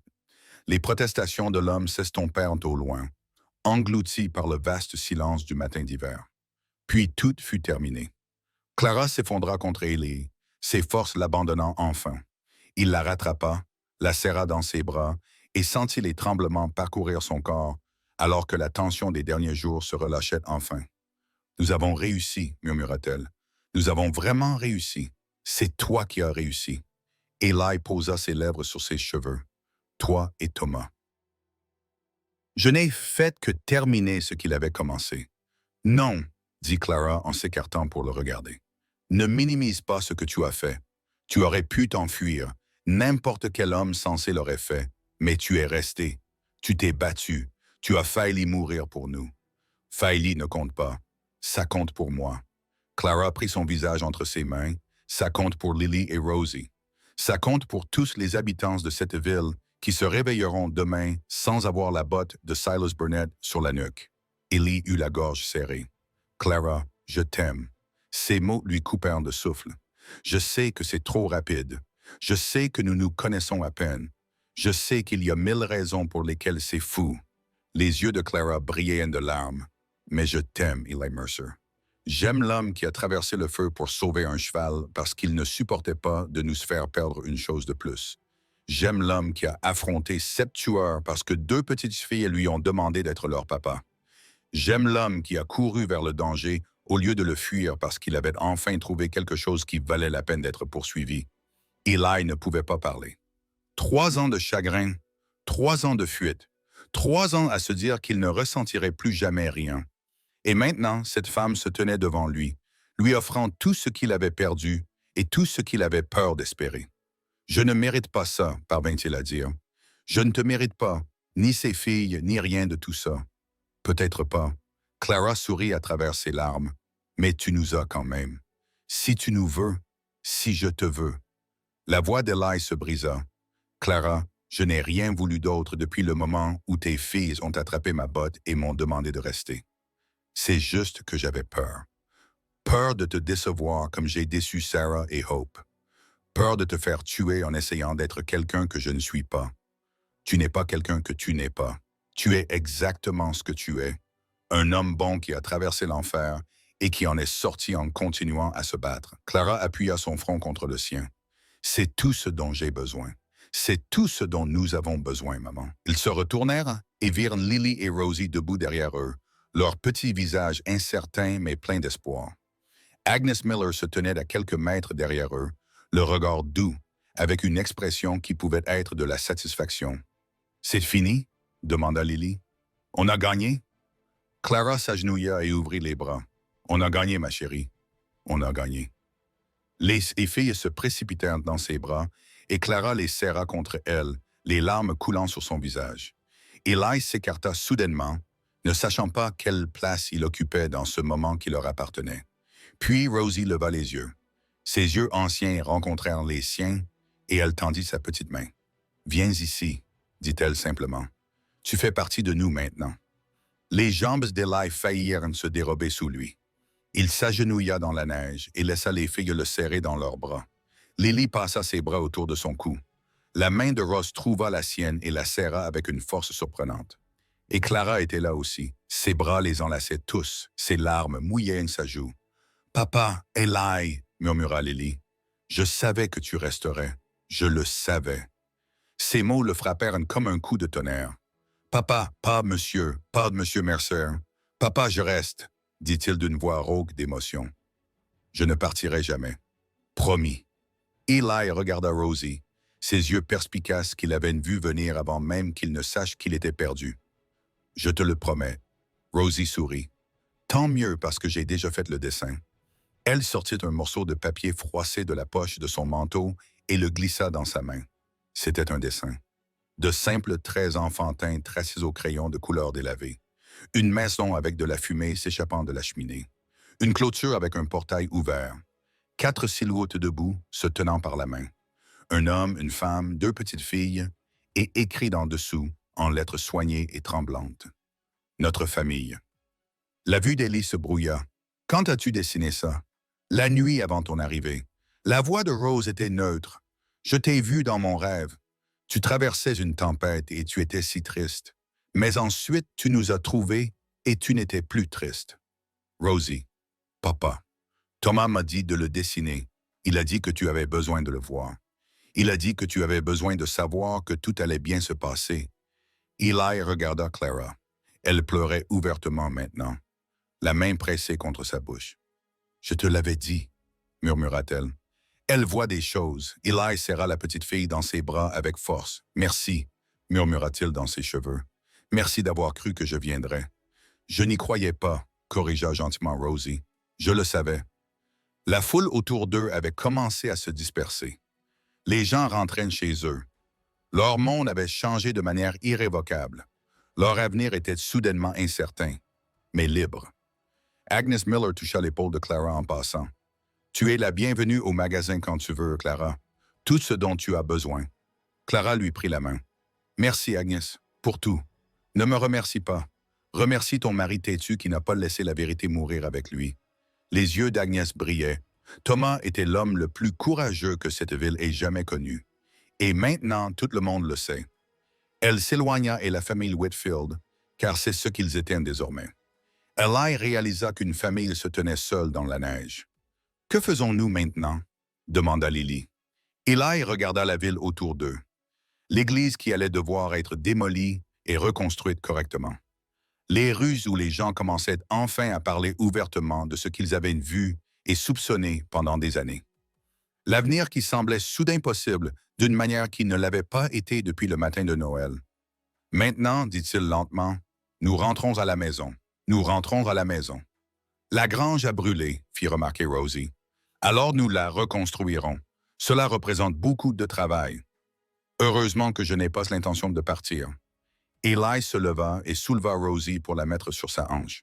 « Un homme sage m'a dit d'un jour que certaines choses valaient la peine d'être construites, protégées, et pour lesquelles il valait la peine de mourir. »« Qui a dit cela? » demanda Lily. « Ton papa, dans son journal. » Eli croisa le regard de Clara. Il a aussi dit que l'amour ne s'arrête pas simplement parce que quelqu'un est parti. Il change juste de forme, il grandit suffisamment pour accueillir de nouvelles personnes. Clara retint son souffle. « Tu as lu ça? » « Je lis tout, chaque mot qu'il a écrit. » Eli tendit la main et prit la sienne. « Il vous aimait, Clara. Vous 3. Et je pense qu'il savait peut-être que quelqu'un viendrait terminer ce qu'il avait commencé, prendre soin de ce qu'il avait laissé derrière lui. Tu y crois vraiment? » Eli regarda Rosie, ses yeux anciens et son sourire entendu. « Je crois qu'une petite fille a rêvé d'un inconnu dans une tempête. Je crois que 2 enfants se sont tenus debout dans une tempête de neige et ont prié pour un miracle de Noël. Je crois que parfois, l'univers nous envoie exactement ce dont nous avons besoin, même lorsque nous ne savons pas que nous le cherchons. » Il serra la main de Clara. « Je crois aux secondes chances, je crois aux familles retrouvées. Et je crois que Thomas Whitfield est quelque part en ce moment, en train de nous regarder et de savoir que ses filles vont s'en sortir. Les larmes de Clara coulaient librement, mais elle souriait. « Rentrons à la maison, dit-elle. » Ils se dirigèrent vers Hope, qui attendait patiemment près du poteau d'attache. Eli souleva les filles pour les installer sur le dos du cheval, puis aida Clara à monter derrière elle. Il prit les rênes et commença à les conduire à travers les rues enneigées, devant l'église, devant le magasin général, devant la banque qui allait bientôt avoir un nouveau propriétaire, vers la maison, vers la ferme où Thomas Whitfield avait mis tous ses rêves dans chaque planche et chaque clou, où Clara avait élevé ses filles malgré le chagrin, les difficultés et la menace constante de destruction, où deux petites filles s'étaient tenues près d'une clôture le matin de Noël et avaient appelé un inconnu. La neige craquait sous ses bottes et le soleil d'hiver perçait les nuages pour la première fois depuis des jours. Derrière eux, Stillwater Creek commençait déjà à changer, commençait déjà à devenir la ville qu'elle aurait dû être depuis toujours. Et devant eux, l'avenir les attendait. Une grange à reconstruire, une ferme à entretenir, une famille à aimer. Ce n'était pas la vie qu'Ellie avait prévue. Ce n'était pas la vie qu'il pensait mériter, mais c'était la vie qui lui avait été donnée. Et cette fois, il n'allait pas la fuir. 6 mois plus tard, la nouvelle grange se dressait fièrement sous le ciel d'été. Eli l'avait construite lui-même avec l'aide de voisins devenus des amis, issus d'une communauté qui avait enfin appris à s'unir plutôt que de se diviser. Le bois était solide, provenait de sources fiables. Chaque poutre et chaque planche était exactement ce qu'elle prétendait être. Pas de mensonges, pas de raccourcis, pas de compromis, juste un travail honnête pour des gens honnêtes.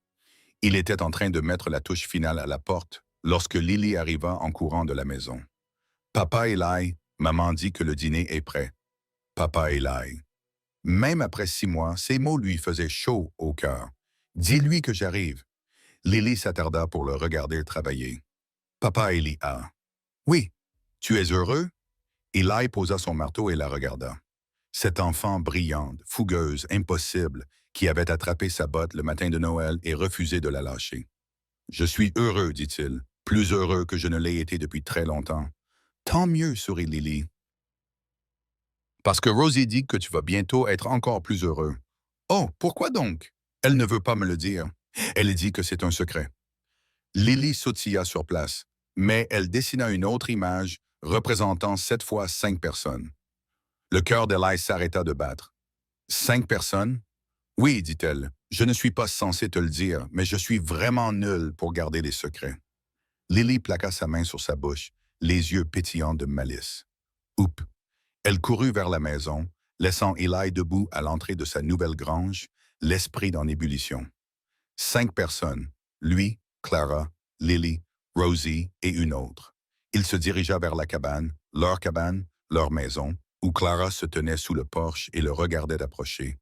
Elle était magnifique dans la lumière estivale, les cheveux lâchés sur les épaules, la main posée sur son ventre dans un geste qui rendit soudain tout clair. « Lily te l'a dit, n'est-ce pas? » Eli s'arrêta devant elle. 5 personnes, le sourire de Clara était radieux. Rosie l'a dessiné hier soir. Elle a dit que c'était important que tu le saches. Elle prit sa main et la posa sur son ventre. Elle dit que c'est un garçon. Elle dit qu'il aura tes yeux et le sourire de Thomas. Eli ne pouvait plus respirer. Un fils. Il allait avoir un fils. Clara. Je sais. Elle pleurait maintenant, mais elle souriait à travers ses larmes. Je sais que c'est tôt. Je sais. Nous ne sommes même pas encore mariés. Je sais. Il l'embrassa. Il l'embrassa jusqu'à ce qu'ils ne puissent plus respirer, jusqu'à ce que le soleil d'été réchauffe leur dos et que les rires des enfants s'échappent de la maison. Il l'embrassa parce que les mots ne suffisaient pas, parce que rien de ce qu'il pouvait dire n'exprimerait ce qu'il ressentait. Quand ils se séparèrent en enfants, Clara riait. Je prends ça pour un oui. Oui à quoi? À tout. À construire une vie ici. À former une famille. À... Elle s'interrompit. À m'épouser. Eli cligna des yeux. « N'est-ce que pas moi qui suis censé te le demander?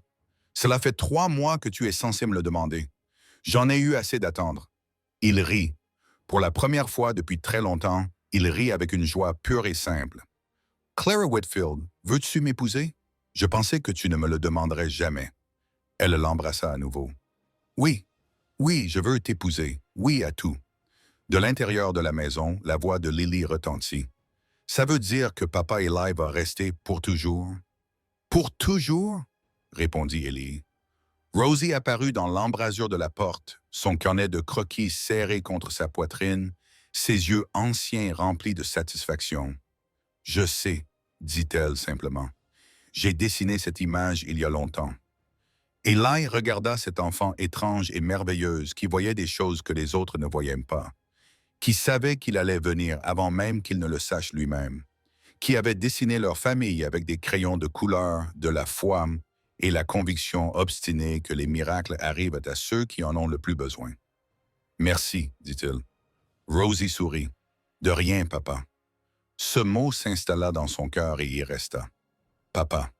Il avait perdu ce nom autrefois, perdu dans le sang et le feu, et 3 années passées à fuir tout ce qui comptait. Et maintenant, 2 petites filles le lui avaient rendu.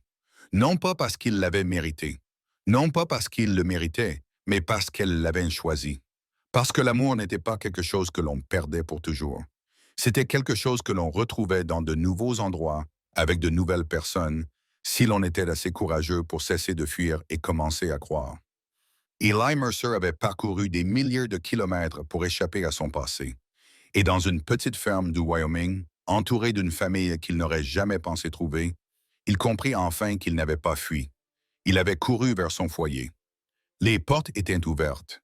Elles le seraient toujours. Certaines portes se ferment à jamais, mais d'autres restent ouvertes, attendant ceux qui en ont le plus besoin, prêtes à les accueillir à l'abri de la tempête. Eli franchit le seuil et ne regarda pas en arrière. Chez lui. Enfin, après tout ce qu'il avait vécu.